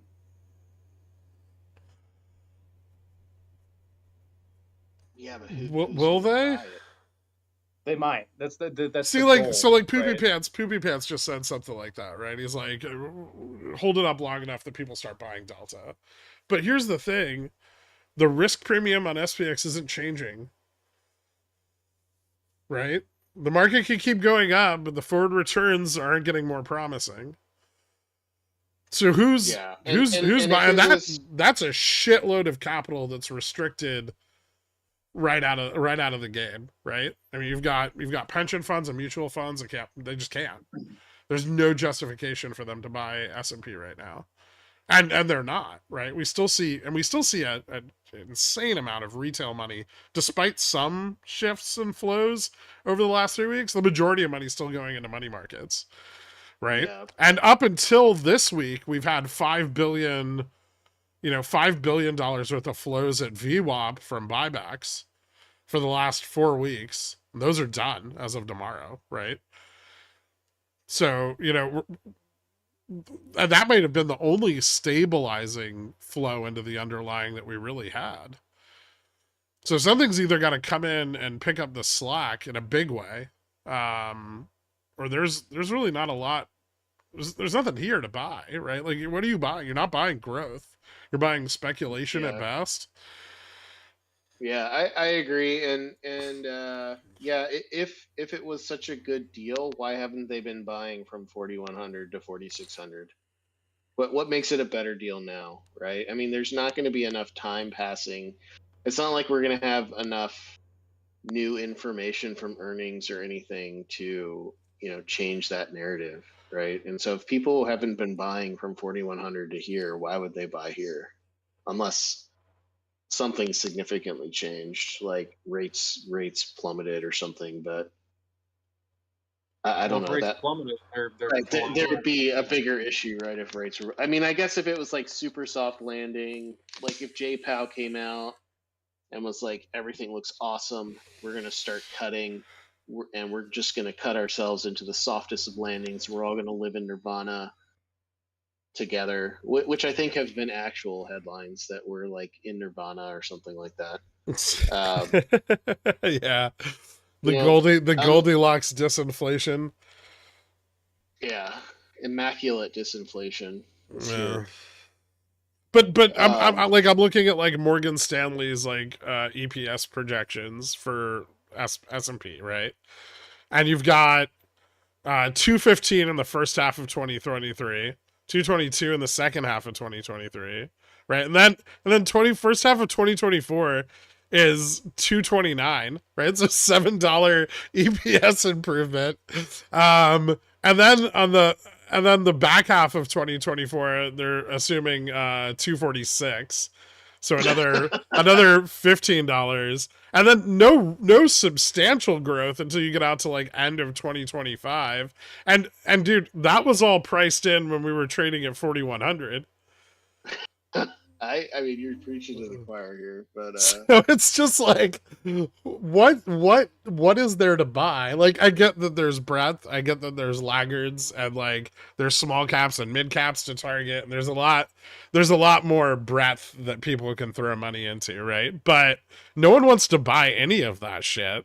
It's all risky as fuck. They're all refinancing debt next year, right? Like, no one wants to touch utilities who are sitting on $60 billion of debt that's going to be refinanced 4 times over the next 4 years. But they're buying it anyway because they've got to buy something. So it's I don't know, it's interesting. Like, everyone yeah, I just think wants to buy the Mag 7, and the Mag 7's just overpriced. yeah, I think as I've gotten just more time with the market, and I know this probably isn't shocking to most people. I'm sure this is what most people already feel, but I mean, it's just so clear now that nothing that the market is simply a place to put money. That's it. Yeah. Yeah. It has nothing to do with value. I mean, we're talking about valuations and EPS and all of that. Like, to some degree, none of that matters, and none of that has mattered for a very long time because people just need places to put their money, Well, right? it goes through periods of mattering a lot to not mattering at Yeah, all. sure. But Yeah. I think since 2008 and the big UE and ZERP experiment hasn't really mattered ever, right? I mean, But we're out of that. That's over. well, yeah, but the question is when is that new reality going to dawn, and will it, or will everyone just try to keep kicking the can forever, right? We can have QE tomorrow for all we know, right? It's completely out of our hands and up to the decision of very few people, right, that have mixed and uncertain behaviors. I mean, would anybody be super shocked if they're just like this week? They're just like, all right, there's a lot of duration coming down the pipeline. Things are slowing down. We're going to start cutting rates and we're going to start buying bonds from the Treasury. I'd be pretty shocked. I I mean, would be too. I Yeah. would be shocked, but I wouldn't be like that shocked, You should be. That's shocking. Like, That's super inflationary, dude. yeah. I know But it I is. see what you're saying. That would effectively be the Fed abandoning its mandate, which The means Fed we wouldn't abandons have a central bank anymore. the Fed has. I know that I'm leaning too hard into some of the crazies Yeah, you really are. Flintship, but the Fed hasn't defended their mandate at all in the last 2 years. Where have they? Show me Okay, where. okay. The Fed has, but the market fighting back. The Fed can't control the market, right? So Sure, it if the can. market, no, it can't. It can. Okay, and that was a lesson that um Volcker learned, right? Yeah, yeah, But that's a hard lesson to learn, right? And the market's yeah, fucking Powell very much in the way that the market fucked Volcker. yeah, The market was like, all right, I'm not going to listen to you. Fuck you. We're going to do what we want. This is what assets cost. You're going to cut rates because you're a little bitch. And let's go. And then Volcker steamrolled them, right? yeah, And every iteration of this where the market gets all hyped up on rate cuts that are never coming, um, they try, they're trying to steamroll Powell. And every single time, this is the third time now, right? Since he started cutting rates that we've dealt with this. Remember August of 2022, June of this year, and now again this year, right? The bulls have front run rate cuts, and Powell's just been like, yeah, no. yeah. And No, like I mean, I'm gonna say his approach to it is not as aggressive as Volcker, right? Volker's approach to that was like, oh well, if you guys are not going to listen to me, then I'm going to make your lives hell and reduce all of your leverage to nothing. Powell's just kind of just sitting on his 5.33% rate, and as long as the economy is great, I think he will never ever cut rates. So the more they yeah, I fight don't him, the disagree with longer that, this goes on, right? but here's the issue with that, with holding the rate still. The longer he holds the rate steady, the more liquid and easy the economy becomes, right? Because that duration risk starts to turn over, and then everybody, not that and fast of then a rate I though. understand that it's not going to, but if he's trying to stop the momentum of where we're going, currently he hasn't done that at any point, and he's not, and it's going to only become less effective. His completely ineffective policy will only become less effective over time, as everybody just simply renormalizes to the new rate of money, and then we'll be basically right back where we were, at zero. But then if our long run federal funds rate is 5.33 for a decade, he's won. Not if inflation's still going up and employment's still ultra tight. I mean, those things won't be true for long, right? So we think, right? But I mean, they've persisted, but everyone, it's just weird to me that like everyone's like, okay, all of this shit has an 18 to 24 month lag, right? And then at month 13, 15, and 18, everyone's like, well, it's over. It didn't do shit. yeah, I think Yeah. it's been a little bit longer than that. I mean, I don't think you've got the business cycle to account for, which is like you've got a 2 to 5 year rolling refinancing that's going on, and and that hasn't hit, right? We haven't seen any of that really hit substantially. We haven't had to see any major businesses refinance at 8%, but that's coming. If JPOW doesn't cut rates by March, we're going to see a lot of that in the first half of 2024. We haven't seen any of the effect from CRE refinancing. We see keys getting handed over all over the place. And that's like, a $50 trillion market, right? Yeah, but then All nothing's of this nothing. stuff is still yet to come. So Right, but this is people getting me are already thinking. handing keys back, and everything's still fine, right? So this is getting me thinking. I've We're got my booming. tinfoil hat on right now. So, in effect, what has happened when interest rate expectations dropped, is financial conditions, not just in the market, but like, there's knock-on effects throughout the economy. Financial conditions are loosening, Big you time. know. Big time. So what I'm thinking is happening right now is there may be some sort of big push in the market to loosen financial conditions heading into this debt rebalancing, in order to minimize the impact that it's going to have, on these businesses and their cash flows. I mean, so they can loosen conditions and credit conditions, but they can't change the rates, right? So, I mean, and that's something that's going to persist far longer than the loose credit conditions will. Well, we were going to find out what the appetite is for that risk, right, on the debt.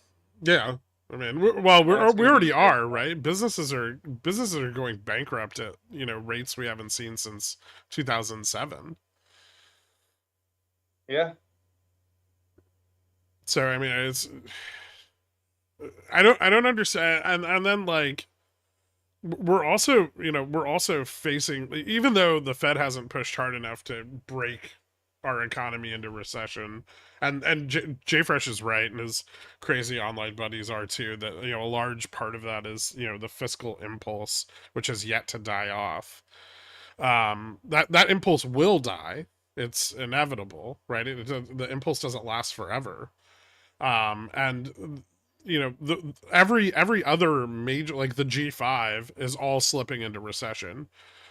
Germany's GDP is like -2, Japan's is -2, EU's is -1. Great Britain is also garbage. I don't remember what it is, and we're the only one. We're the only standout against everyone we conduct business with, right? um, and there's just no way that doesn't circle back. Like, you can't have the entire globe go through a recession and we're immune to it.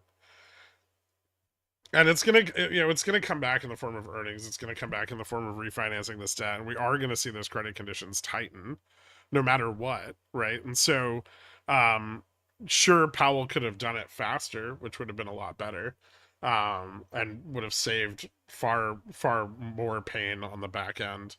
And he really is at fault for fucking that up. Inflation was not transitory; it was persistent. It should have been dealt with in a far more aggressive manner.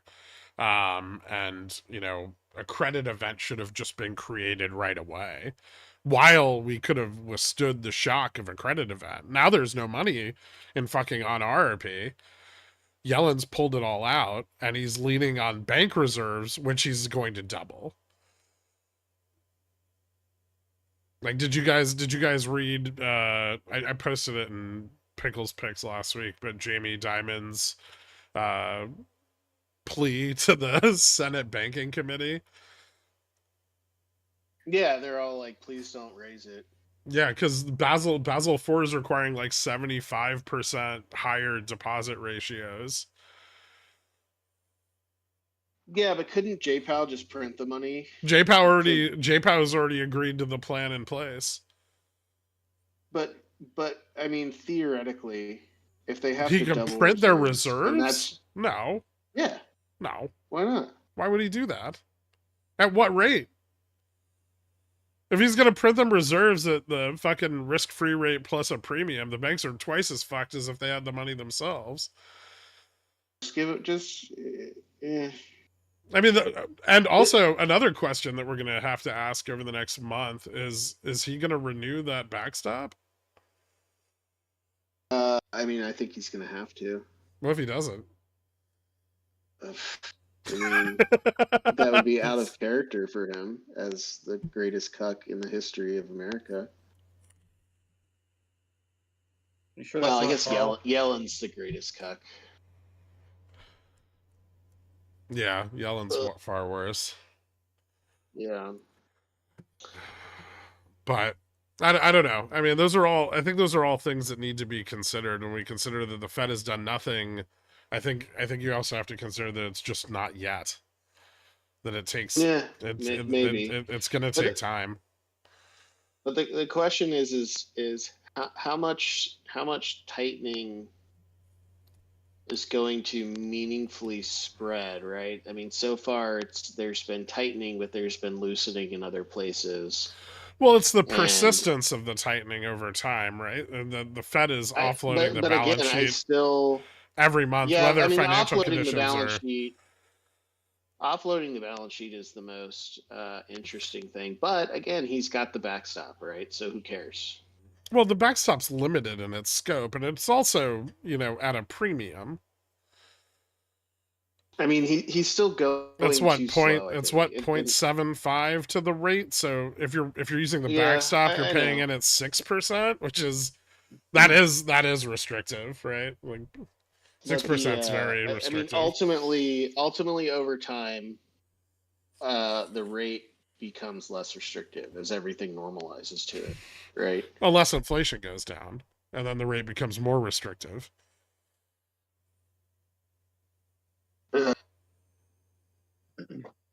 Now, I'll agree it's not very effective on inflation, but if inflation does continue to trend down and there are no rate cuts, that rate becomes substantially more restrictive. Yeah, that's true. We'll have to see. Yeah, I don't know. I think the fact that the balance sheet is offloading regardless of the tightness of current credit conditions at a persistent rate, maybe the ones. I think you're right. It is one of the saving graces. But if bulls are right and inflation really is coming down, which I don't think it is substantially in any regard. But if it were, that is that in addition to the balance sheet shedding is automatically creating a more restrictive environment, right?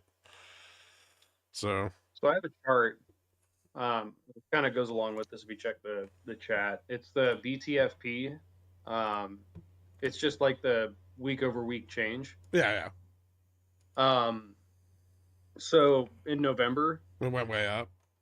we had a 3 billion increase in BTFP, and then last week we This had is this eight is the billion increase.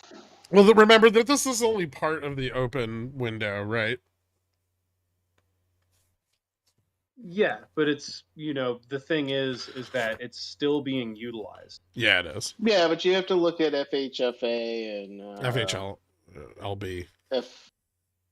What am I thinking of? Yeah, the Federal Home Loan Yeah, FHLB advances. program, and then I want to say the current discount window, although I think people are still just not using that because of the stigma.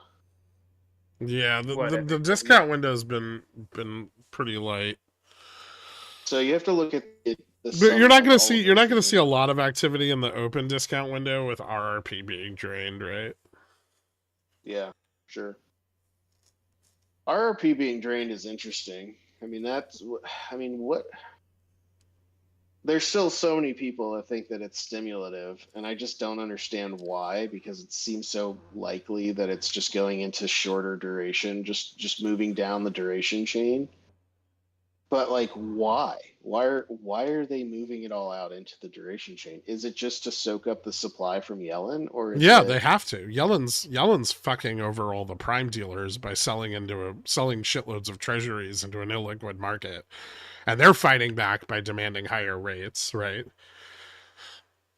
And that's why we keep getting these persistently fat tails.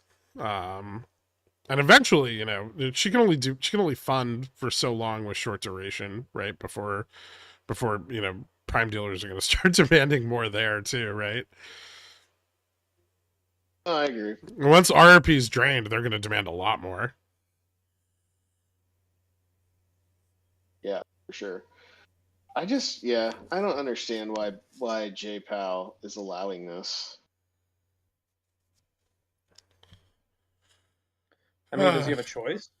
Well, I mean, I think he feels that, and I still feel this way. I still feel like they're following the Phillips curve. They're kind of ignorant, and they think that they don't substantially have to do anything in order to get the change they want.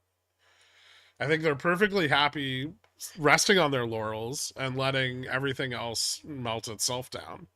Because at this point, greed will kill the market faster than the Fed could, unless the Fed did something, where they were significantly at Stimulative, play. yeah. Yeah, where it was absolutely Yeah, their I fault, mean, right? the second the Fed's like, I'm buying this or that, it's like super risk on, I mean, yeah, I mean, we're buy doing all. we're doing a fantastic job already, like with our rate substantially higher than Europe's or Britain's or Japan's, right? We're doing a fantastic job pushing off all of our recession and inflation onto them for now, right? And until those banks react, we don't really have to do much, right? Like they can just eat our shit and deal with it. Right, but as we could tell from Ueda and his rumor, and the Well, yeah, ECB. I mean, I'm not saying there's no risk there, but then Powell's just like, yeah, Japan couldn't, they fucked it all up, so I guess I'll cut rates now, right? I mean, But he can't cut rates though, because if he cuts rates, then he collapses the spread even further and possibly reinverts it. well, it depends on how hard Ueda raises rates, right? Yeah, and how hard J-Pow cuts, but still, you're furthering the collapse rather than trying to sustain it, right? It's You would almost interesting. have, It's really interesting too because Ueda's like a very academic economist. He's got a lot of very interesting papers on fiscal policy and monetary policy, and like he really knows what he's doing. JPOW doesn't, and so watching those two battle it out, it's gonna be fascinating. well, like J-Pow does like an emergency rate hike. I mean, he might have to stabilize the spread, right? We can't have the dollar collapse. We can't have the dollar collapse against the yen. Ah, like the No, that would fucking destroy 80s everything. all over again. Yeah. No, collateral would just leave the market immediately. Yeah. So yeah, I Yeah, mean, I I, I mean, think I think I think the only thing that would pressure him to raise rates or cut rates would be a credit crisis or Ueda tightens. But Europe can tighten the spread, right? There's a spread there. There's a spread with China. There's a spread with I mean China's fucked, but there's a spread there. There's even a spread with the pound, which is unusual historically because their central banks are still all lower than ours. Yeah, it's true. And that's that's the problem though, right? It's the same issue. We're coming full circle to the idea that cutting rates is not bullish. It's just mechanically not bullish. No, no. So like I don't and like every time at least like when I look at like old charts, I notice every time the Fed cuts rates, the market like does like a little bounce, like whoa, we're going back into we're achieving nirvana, and then like almost immediately just goes right back down, if not further down. It's just a pump and dump, right? Yeah. And like that, I think that's just going to happen again if he does end up cutting rates in the next year. But like, what are we hearing now for some of the predictions? Like 200 basis points of cuts over the next year, some shit like that. Mm-hmm. That's crazy. Like 100, That's 125 to stimulating. 200. It's absolutely comically ridiculous. Well, that's assuming if they're assuming a positive real rate still at a consistent level with what it's at now. We're talking inflation at literally 0%. So, do you want to see a fun chart that I pulled up? Sure. You'll love this one. yeah, the options market, the SPX options market is roughly pricing in a year from today a federal funds rate of about 4.5 to 4.75. So, if we take a look at this is the temporary help services jobs versus the nominal GDP or Is real that on a gross year over domestic year? product. Yeah, a year over year change. And so if we look back historically, when this dips below about 3.5%, we enter a recession. Oh, right, because temp jobs will evaporate because no one's looking for extra manpower. See, I knew you'd love this one. Yeah, And so makes sense. yeah, we're seeing a rise in real gross domestic product, but we're seeing a pretty persistent decline in temporary employment, even with the holidays. Right, we've from October to November, we've only seen a 1% increase in temporary employment. Well, that's a 1% decrease, right? Well, it's a 1% Yeah, decrease in the contraction of it, right?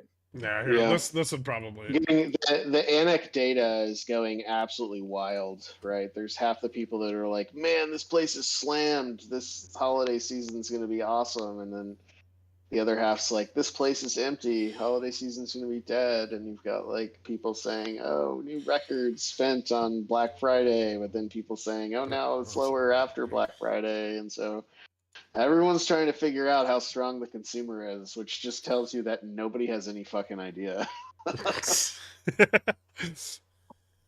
I mean, it's the K-shaped recovery, right?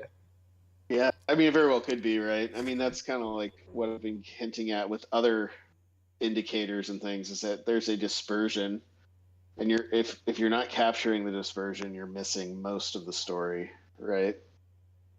So just trying to find like what percent of people are doing better, it's not enough, right? You have to know how many people are doing better and how much better versus how many people are doing worse and how much worse. Well, you can look at delinquency rates broken out by income percentile. That's a good way to look at, like, how well people are doing. Why don't you pop that bad boy up? Do you have it handy? I do not have it handy, but I can make it. It's going to take me a few minutes because it's a bunch of fucking numbers. Someone hasn't shitted out on FinTwit somewhere? Haven't I? At some point, I think I have the recent delinquency data. It's been upticking in credit and auto a little bit. Housing's flat. Delinquency rate on credit card loans is back above the 2019 high, but still low. Is that normalized? Yeah. It should be seasonally adjusted. You can get the raw figure, I think, from shit. Who has it? Not BLS. When do we get a new when do we get a new quarterly report from the Fed on like this month? Financial accounts of the United States. Doesn't that come out soon? The dot plot? Oh, that comes out like every day. It came out on the 7th. I think. Okay. Changes in net worth. Woof. Can you touch on the share buyback blackout a little more? Yeah, we're approaching the end of the window for buyout for share buybacks as we approach the next season of earnings, which is currently it's roughly about $5 billion a day at VWAP and positive flows. This being one of the largest buybacks in history, like buyback periods in history. And yeah, I mean, that net inflow is going to be cut off at the top. So yeah, we have, at the end of this week, beginning of this week, we have 5 billion a day falling off in flows, and at the end of this week, we have, 35 billion in charm falling off. Give me 1 second, guys. I'll be right back. Someone's up. Yeah. So I'm looking at the financial accounts of the United States, and this last quarter 3, corporate equity dropped 1.7 trillion. It seems to drop somewhat periodically. It dropped a lot in 2020 quarter 1, and it dropped a lot in 2022 quarter 2, like a lot. Then it rebounded into 23 quarter 2, but now it's gone negative again. That's interesting. So what, people are losing money? Well, it's all corporate equity. I mean, it's just equity, right? Then let's look at the assets and liability balance sheet of households and nonprofit organizations. Basically just looks like the SPX. We peaked in 2022 Q1 at 171 trillion, and then currently we are at 171 trillion. So we are back, baby. It did drop ever so slightly from Q2, but it's pretty much the same. Oh, what a weird economy. We're back. Back to what? Non-financial debt. Businesses have basically flatlined. Households have kind of flattened out. Federal is still, of course, screaming upwards with no abandon or reckless abandon or whatever it is. And then state and local is still doing its little thing. State and locals kind of really hasn't gone up at all in like the last 10 years. So yeah, it looks like credit is kind of leveling off for households and businesses. It's all federal, baby. Yeah, I mean, it would make sense, right?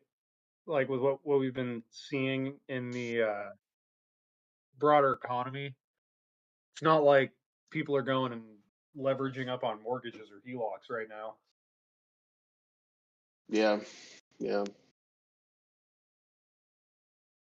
Yeah, I'm still just like trying to wrap my head around how important it is that this corporate equity dropped by $1.7 trillion.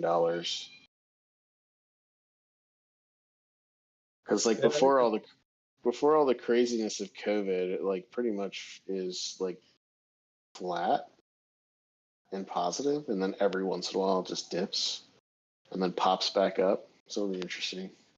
I All posted a right, what is chart. this? This looks fun. We can't show it Yeah, on screen, but this is I was wondering if this was what you guys were asking about. I don't have it with income percentiles yet. That's going to have to be, I have to dig more for those. yeah, we can still mess with that though. So delinquency rate on credit cards is up. That's bad. Delinquency rate on consumer loans is kind of like at the slightly increasing trend from before COVID, although being up is not good because this is on a percent of everybody basis, right? Yeah. So that's bad. And then delinquency rate on loans secured by real estate, I'm assuming that's mortgages. That would be like loans secured by real estate is HELOCs. HELOCs. Okay, so would consumer loans, would that be mortgage? Where's mortgage? I, so the mortgage delinquency rate is, I think it's low right now. I couldn't dig it up. Okay, that's fine. That's fine. But you The look, delinquency rate on business loans is still low. yeah. So that doesn't seem to be an issue, at least yet. And then delinquency rate on commercial real estate is all right. It's like wonky, but Well, it's here, rising. I'll post another chart that's a comparison of now to 2008. It seems like the consumer's the weakest here so far. Well, that's always how it's going to be, right? It's the bottom up, right? So Yeah. here, this one's zoomed out now, so you can see what 2008 looked like. Business loans didn't really hit high delinquencies until consumers were already hurting quite a bit. I mean, Ouch. I want to be bearish, and I think largely most of our worries at this point, until we've heard something out of the central banks, are unjustified, right? The central banks will probably solve most of the concerns that we have with the market continuing on its trajectory right now. But I will say, if they don't, this is something that's likely to persist. Take the bearish edge off of everything a bit. This is something that's likely to persist over the next like 3 to 6 months, right? Because the bubble will have to expand enough that it collapses again. Oh yeah, we like the amount of risk taking behavior, like with all this money in money markets right now. I mean, there's not very much risk taking behavior happening. I mean, even though There is. It's just highly concentrated in like volatility products and like short bonds. But how much of those short bonds are part of a basis trade? How much of this leveraged short volatility is part of that basis trade? It's hard to tell, and there's still so much more risk ready to go. Right when the time is right, the iron is still super hot for them. Yeah, I mean, if you think about, I really hate that idea because money is deployed continuously where the market feels it will get the most return on risk, right? So it's not like anybody's sitting there waiting with bated breath to like jump into something else, right? It has created a long trending equilibrium, right? All that money's in money markets because it returns 5% a year. you know Well, what, that's something about the though. money markets that you guys should both factor in here is that, and previous financial crises that we've going into and out of them, the consumer and the retail investor is far more educated this time, right? I mean, you look at 1929 and everyone piled their money into every bounce, right? And they all got destroyed, the rich and the poor alike. And then after 1929, the rich never did that again. But then you get into the financial crises that we went through in the 70s and 80s. Retail got burned, right? You get into the dot-com bubble, retail got burned. The great financial crisis, retail got burned. And after 3-4 generations of retail getting fucked in the ass, now we've approached a financial crisis, and all that extra wealth that retail picked up through the fiscal stimulus, right? And or fiscal impulse, they're keeping. They're putting that money in fucking money markets, all 6 trillion of it, and they're not fucking moving it. And that's something that a lot of this price action is intended to bait, right? And it was unsuccessful baiting it in August of last year. It was unsuccessful in baiting it in July of this year, and it's been unsuccessful baiting it now. Every year or every week continuously we see money market flows increase and equity ownership stays relatively flat. I mean, the market's up 10%, and retail equity holdings have only moved 7% more into equity, which The is key word is nothing, get, right? right? And the problem with money markets though is that they're extremely liquid. That's not those aren't like 20-year T-bills. Yeah, no, Those they have serious issues. They could blow up. yeah. I think I sent JFresh a I don't paper think, on money markets yeah, blowing up the other night. yeah, but I don't think the liquidity matters, It can. right? Well, I mean, no, I mean, in terms of what Dork is getting at, where they can move it real fast. Well, if the curve Sure, but uninverts rapidly, so then the value of those money market funds can go to like nothing in the blink of an eye. yeah. Sure. And that's a risk, right? That's a risk that is currently going on with Yellen dumping all this short Yeah. duration, right? If it lifts off the federal funds rate, all sorts of that dynamic occurs, but also it exposes J-Pow to be the naked emperor that he's always been, right? He's doing nothing. Like, the market just like basically ignores him and lifts up above him. Yeah. I mean, that would be awful in terms of, just conveying this idea that they have some semblance of control over anything. So yeah, that would be really bad. But I mean, back to Dork's point of like, there's all this money that's ready to be deployed. Like, so what is going to change between here and the SPX going up another 10% that will cause that money to want to flow into equities? I just don't see the argument that there's no equity valuation, I think, that can move that money, because the risk return keeps getting worse. Why would you want to take on that additional risk for less return?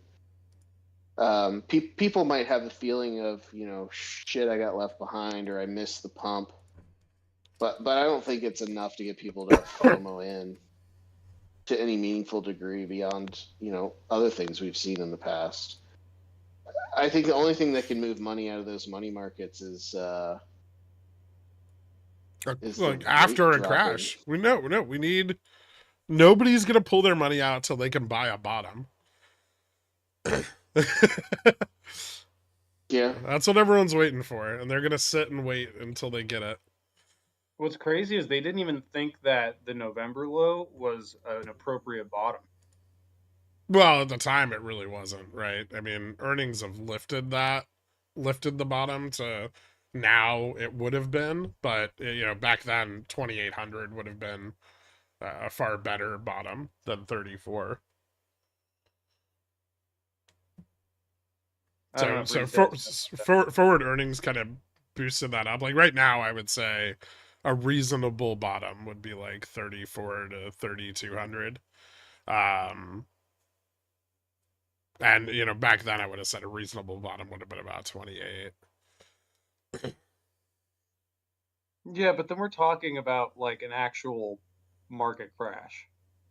Yeah, I mean, well, I guess it depends on how long it takes to get to that bottom. It could be Yeah. slow. All of our drops have been really slow. That's something that's been going on since, you know, the end of 2021, right? Is our downside has been awful. I mean, if we just realized the fucking full move all at once and actually gotten a crash, we'd probably be out of this shit show already. But yeah, the fact that there's persistent longs that don't want to lose that value, and they've fought back for 2 years now. And a big part of that's the banks, right? Like they're really leaning on those equity portfolios to stabilize their deposit exposure, and they're still leaning on that. That's still really important for them. Like they can't be exposed to all that depository risk. And equity valuations are some of the only same as cash assets they have that can improve in value, right? And most of their shits, like, they've got to hold to maturity because it's already fucked. Yeah. BTFP still going up. Yeah. I mean, back to it's going to take a while. I mean, I agree. It's going to take, at this point, it's going to take a couple months for anything to really materialize, for Yellen to either overdo it on issuance that it becomes super clear that fiscal is a problem now. I would say near-term risks are a little heavier than it's going to take a while. I think if we can get through this period into the end of this year without anything substantial happening, then yes, it could be a while. Yeah, I mean, obviously here's, and I laid all this out on my posts if people want more details, or you just ask me in the Discord if you don't want to go on Twitter. I totally get it. This place is awful, but it's getting worse day by day. Yeah, the more I post, the worse it gets. You need to bring the penises to the masses. I know, but I've got to get to 100,000. There aren't 100,000 people that want to listen to you.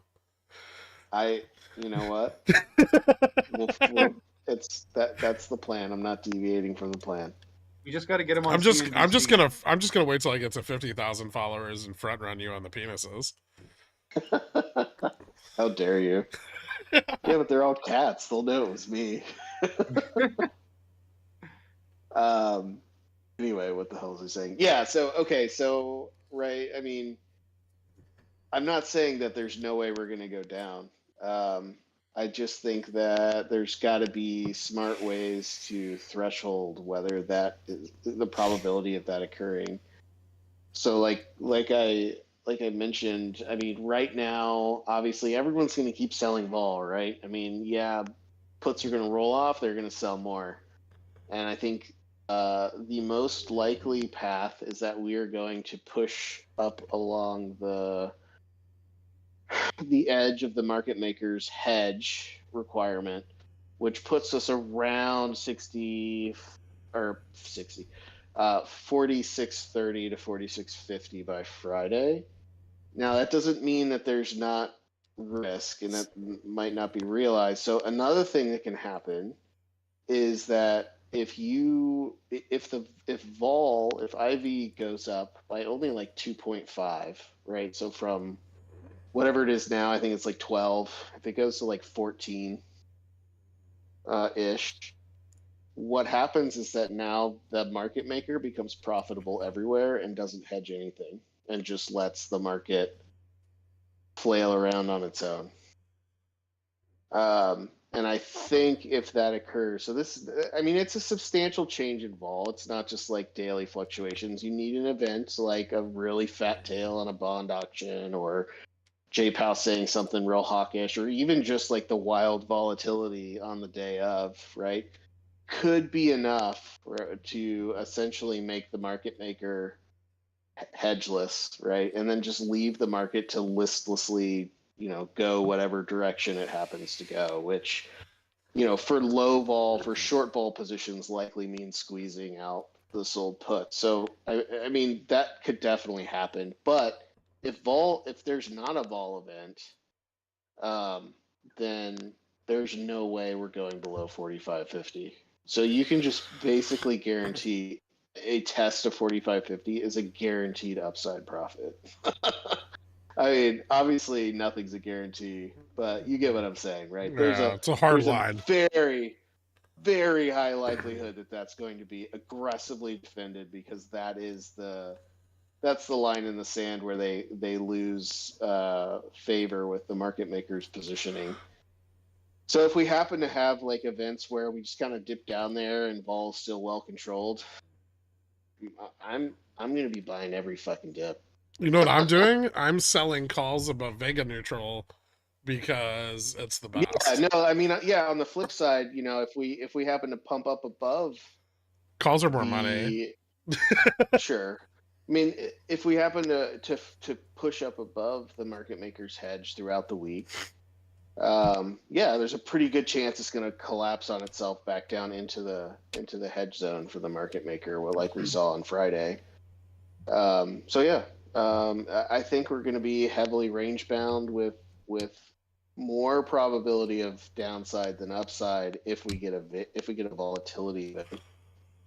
Otherwise, we're just gonna it's gonna be a fucking boring slog. We're just gonna drift along this stupid line for a month and a half, for 2 months almost. Yeah. There's an alternate outcome to all this where this just continues for a while. I do think that J-Pow there's almost no way he's going to be as dovish as the market expects. I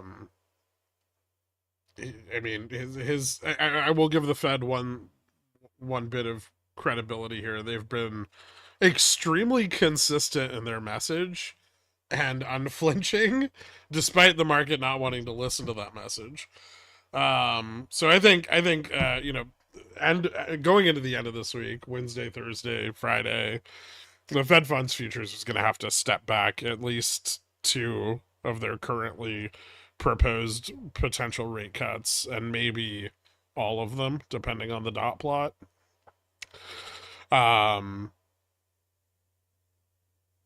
And so I think there is some potential for that volatility to pick up into the end of this week, but otherwise I completely agree with you. We're locked. We're locked between 45.50 and the top of the hedge, and bulls can keep pressuring the top of the hedge, but they're not really gaining any substantial ground. I mean, we closed this week up, a few basis points from the close of last week, right? Like 20 basis. It was a 20 basis point increase week over week, and it may have felt really substantial because we opened the week low. It wasn't, right? Just not a lot fucking happened this week. Anytime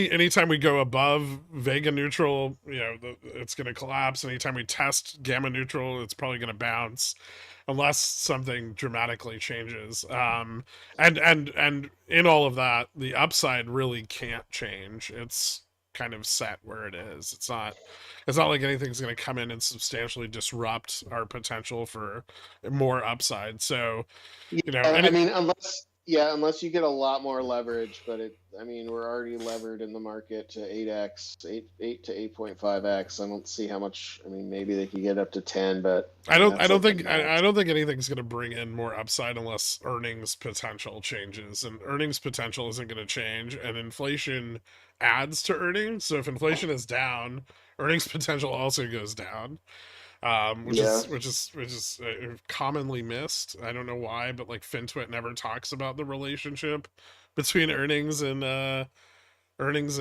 inflation, but that it exists. You remember S&P forward earnings are inflation adjusted. So when inflation drops, the potential earnings goes down.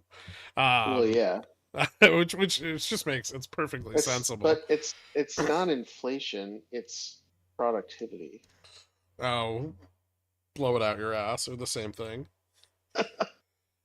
But yeah, I Here's mean, so our upside is limited. Our downside has some range, but not a lot. And then if it were to break either of those levels substantially, it could go hard in the paint. But really only if it breaks 45.50. So a lot of downside potential and then not a lot of upside potential, but probably stuck to the upside potential unless something bad happens. Yeah, and I could see us. I mean, they could slowly grind the market maker hedge up by as they reposition their puts over time, like as Yeah, on the 20 the on puts the roll like up. 23 to 30 day rolling puts. But not a lot, right? Like I mean, Yeah. it's still really, really insignificant. Like, what did What do you think would happen? What do you think would happen if Vega neutral touched Gamma neutral? Like they just like collapsed in does it on each just other. explode? Well, like I Vana, like we were just Vana squeezed down.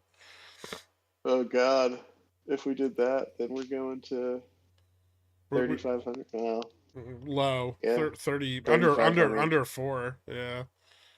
Um, 35 to 39. Yeah. but this last week we saw the upside potential increase. Hold on. I'm not even sure it increased really. It did it might have. It went from what was Monday? What date was that? That was the 4th. So from the 4th, the upside went from 45.92 to 4,600 on Friday. Yeah. And yeah, we could We're don't get me wrong, we could get like a crazy breakout and test Gamma Max on the weekly, but then we're just gonna pull right back to Vega neutral again. I mean, max upside right now is looking to be like 4670, but that would come crashing back. I agree. Yeah. Yeah, I mean, a lot of people also are comparing what's occurring right now to the lull we saw back in like May. We're at 4,100. Um, but that is severely misguided. They're not actually comparable at all in anything other than rough shape from like down in March up to like that plateau. The positioning is completely different. Yeah. We Yeah. are Our positioning is pretty similar to the peak in July. Not that so don't I would not be concerned that we're like on the cusp of another 300 point move because the positioning is just not the same. I kind of what I was thinking about doing this week is I'm just gonna open like some debit spreads to the upside into Wednesday. And then on any drops, I'm just gonna sell at the money puts, and then close those going into Wednesday, and then strat like position neutrally for JPOW because like we're gonna grind up no matter what, but it's gonna have some resistance, right? And so I feel like that's the Why best way would to you just sell capture both. put? Why not just buy calls? Isn't that like Ew. a much better Well, it depends on how return? far we drop, right? So like say Fair. Monday we open, we push up above Vega neutral. Some dipshit on the short bus sells a bunch of puts and crashes the market, and we go back down like under Vega neutral, like 45.90, right? I Okay. guess I could pick Okay. up the 4,600 I call was there, thinking but more of I was just thinking, like, I'll pick I- up, like, the 4,600, 4630, 40 debit spread, right? Let those just, let the 40 call burn off. Let the 4,600 call accumulate. And then just sell, like, 0 DTE puts on any drops. But I guess I could buy the call on the drop too, but you just don't, like, there's no guarantee of the up, right? It's just, you could just stagnate. Like, they may not push back into resistance again during the same day. Yeah, true. Where, and, like, the selling the put gives you the advantage of the secondary condition, right? Where you just trade flat. No, I'm just I could sell the put imagining, in like, the money. I'm just imagining the perfect scenario where they somehow lose control down to like 45, 45, and then just buy calls and it's guaranteed money. Okay, yeah. If we drop to 45.50 before JPOW speaks, I'm definitely buying calls. 100%. Yeah, I'll definitely be buying some calls. Oh god. I bought a bunch of calls on our weird red day last week. And that was awesome. That day was so weird. Like, it's just like it's like a cross through. There was no flows. So, like the bulls were fighting all fucking day to hold it up, but I don't know, maybe there just weren't, like, as many share buybacks. Like, the supportive flows just weren't there on Wednesday, and yeah, we just kept tumbling and tumbling and tumbling because there's nothing propping this pile of shit up. What was the IV that day?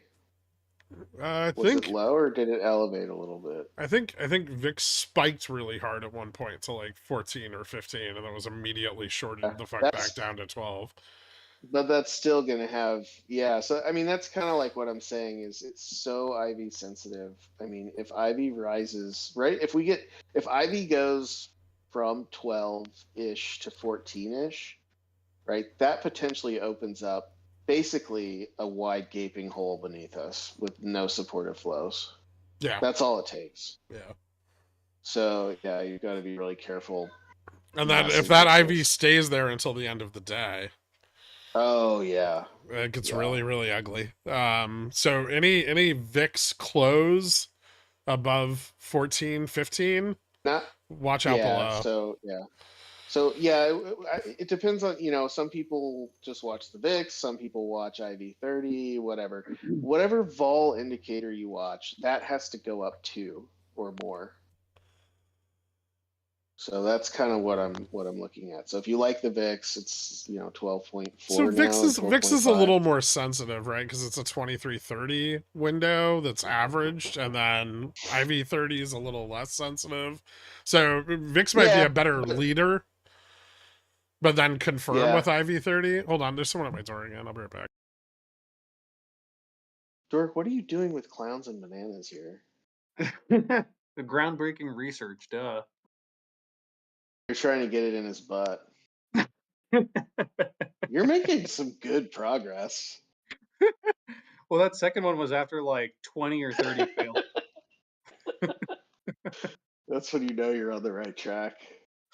Oh, dude, I've done like hundreds of attempts with this. I like how he's got like one butt on each leg. Yeah. He's got 2 butts. What the fuck are you guys talking about? I leave for 3 minutes and you're talking about butts? We're talking about Dork is trying to get a picture of a clown putting a banana in his ass. Oh, maybe if I made a cartoon, that would help. And he's got the clown bending over and looking through his legs, holding a banana. But if you notice, his feet are also facing the wrong way. I know. I did notice that. So you're trying to Rick of Spades a clown banana? That's exactly right, Gert. I'm gonna do a cartoon style. That'll probably. It's gonna be so hard for us to attract investors one day. Anyway, they'll just come into the fund, and the hall is gonna be lined with cat penis pictures. Clowns putting bananas in their. I mean, we have to. Done in a relief. We can't ignore our legacy. I suppose. Maybe we should just do like a cat penis, like Sistine Chapel kind of thing over the lobby. Yeah. You know? Just hope they never look up. Yeah, just don't look up. We can tell that to every visitor when they walk in. We're just like, oh, and don't look up. When they look They're up, gonna be look like, up I and told say you not to look up. I like it. Let's do it. All right. Projections for the week. Yeah, Everybody. I already drew your. It seems like you want me to draw you 2 lines because of the things My you're line saying. is But I'm just drawing you slow a line up. to 46.38. 46.30. Oh, okay, so I'm $2 above. All right, there's your line. Who won this week? Did anybody win? I almost would have if that downtrend would have kept going. Yeah, yeah. And I caught the other part of that. We were all fucking wrong Monday and Tuesday. But me and Dork were spot on for Wednesday, and then I got Thursday, and then I'm guessing Jay Fresh got Friday. He was like 6:30, right? And I was 450, which are the only 2 prices that actually matter. Yeah. Uh, Why does it look more like an elf than a clown, Dork? It's got like candy cane pants on. I do like the contour of the butt cheeks, though. I think you're making Jesus serious Christ. progress. Doric, give me your fucking projections so I can end this shit. Okay. These are the brightest minds you have available to you. Okay. Think about that for a little bit. Don't. Here, I want to do it as well. I think it's this one, right? Are you pulling up the economic calendar? I'm tired of your dedication to day-to-day price changes. No, I'm not pulling up anything like that. I'm just trying to do this along because it's easier for me to think. Okay, so here, I'll just do it. So, open flat. Okay. Test 4605 again. Oh, Jesus fucking By Christ. midday? That's literally flat. Okay, fine. Test 4610. Fuck it. Okay. All right, by midday, and Yeah. then Mama Yelly does her thing, and we close at 45.90. Okay. Next day, just keep it simple, open flat, and then I don't know, back up to 4600 at close, Okay.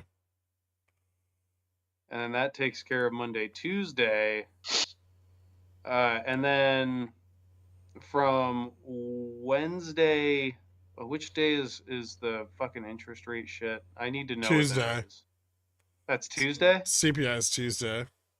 CPI is Tuesday. Okay, so I expect that to not do much. JPA's Wednesday. JPOW's Wednesday. Okay, so Wednesday, we go up until noon, Okay. and then this is where my bearish tendency has to dominate.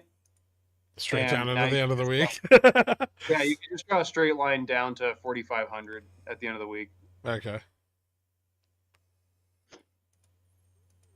JPOW's going to say something like, "We're not cutting rates, assholes." If I can move JFresh's prediction. There we go. All right, and then okay, so I'm kind of in agreement. Open, move up. I think this will be bad, but I think they'll be a little worse than you're anticipating, or at least the 10-year, because it's like 30 billion. Yeah, I kind of agree. Back to 46.25 by. I guess I'll do it day by day. So back up to like 4600. End of day Wednesday. Beginning of Wednesday, and then Wednesday up. I think up 46.25, and then I think Thursday down. Hmm.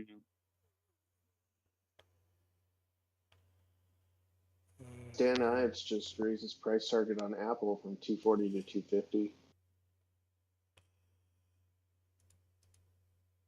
Who did? Can he just set his price target to just Dan up? Ives, That guy's a financial dipshit. clown. What a fucking moron. Anyway. All right. There we go. All right, posting the dot plot to the SPX channel. This is what I want. This is the way off. this is the series of events I want. I want JPOW to be a little more hawkish, and I want UAE to fucking destroy the currency pair. Well, And then we can have SPX 3600 for New Year's, or maybe even Christmas. Oh my god, that would be so awful for so many people. I love it. I know, that's my dream. I just want whoever's like enthusiastic. You know what it is? I'm not a bear or a bull. I just want whoever's enthusiastic about any price direction to get destroyed. That's fair. Like Yeah. I just want to see people hurt and ruined. Like I'm a bull for volatility. So this is why you do this. Yeah. He's Like, contrarian. if everyone's bullish, I want to see them lose all their money. If everyone's bearish, I want to see the market squeeze. Like, Yeah. it brings me so much joy. Well, because I that just means the want- market. I don't want that to happen in the stop. pickle jar, because you guys are supposed to be fucking better than that. Stop buying into the sentiment like a bunch of sheep. I just want But Girk, the trend is your friend. No, I'm bullish on only when volatility, it goes up. which just means I want to watch the world burn. Yeah, I just want stupidity to stop being rewarded in all of its forms, whether bull or bear. Yeah. People are remember. I mean, look at October of last year, Be right? stupid. Complete inverse of the way I feel now. I was bullish as It fuck, used- and everyone was like, "This is crashing. It's over. The American economy's done." JPM was telling people the market was going to go back to 2100, and I was like, "No, let's go long, right? Because that's more fun." Fucking remember when Yeah. remember when Ray Dalio sold the bottom? Oh, I just want it to be painful to be stupid again, like before 2008, where being stupid was like devastating over time. Now it's just like cum rocket.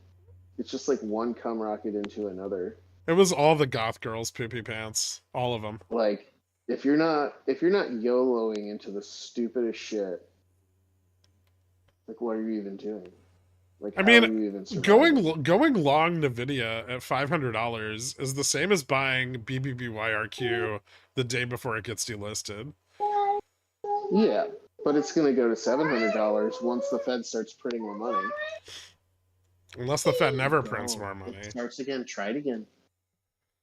I mean, that would be kind of glorious, but it would be confusing to a lot of people. Yeah, that'd be a real big problem for all those people that need those rates cut in March. Like all the banks really need those rate cuts in March. Bad. All the regional banks. Like if you have 50 billion or less in assets and JPA doesn't cut rates, you're big fucking March. Why does Jackson, will you Dolphin help him? content filter exposed calves? That's what I want to know. I want skin. RC's gonna buy 4,600 calls at the top.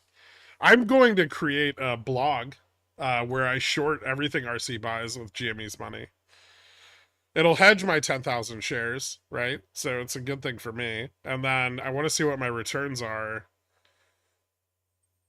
over however many years he continues to invest. I shorted J&W when he bought it, and Baba, and both of those paid out really well.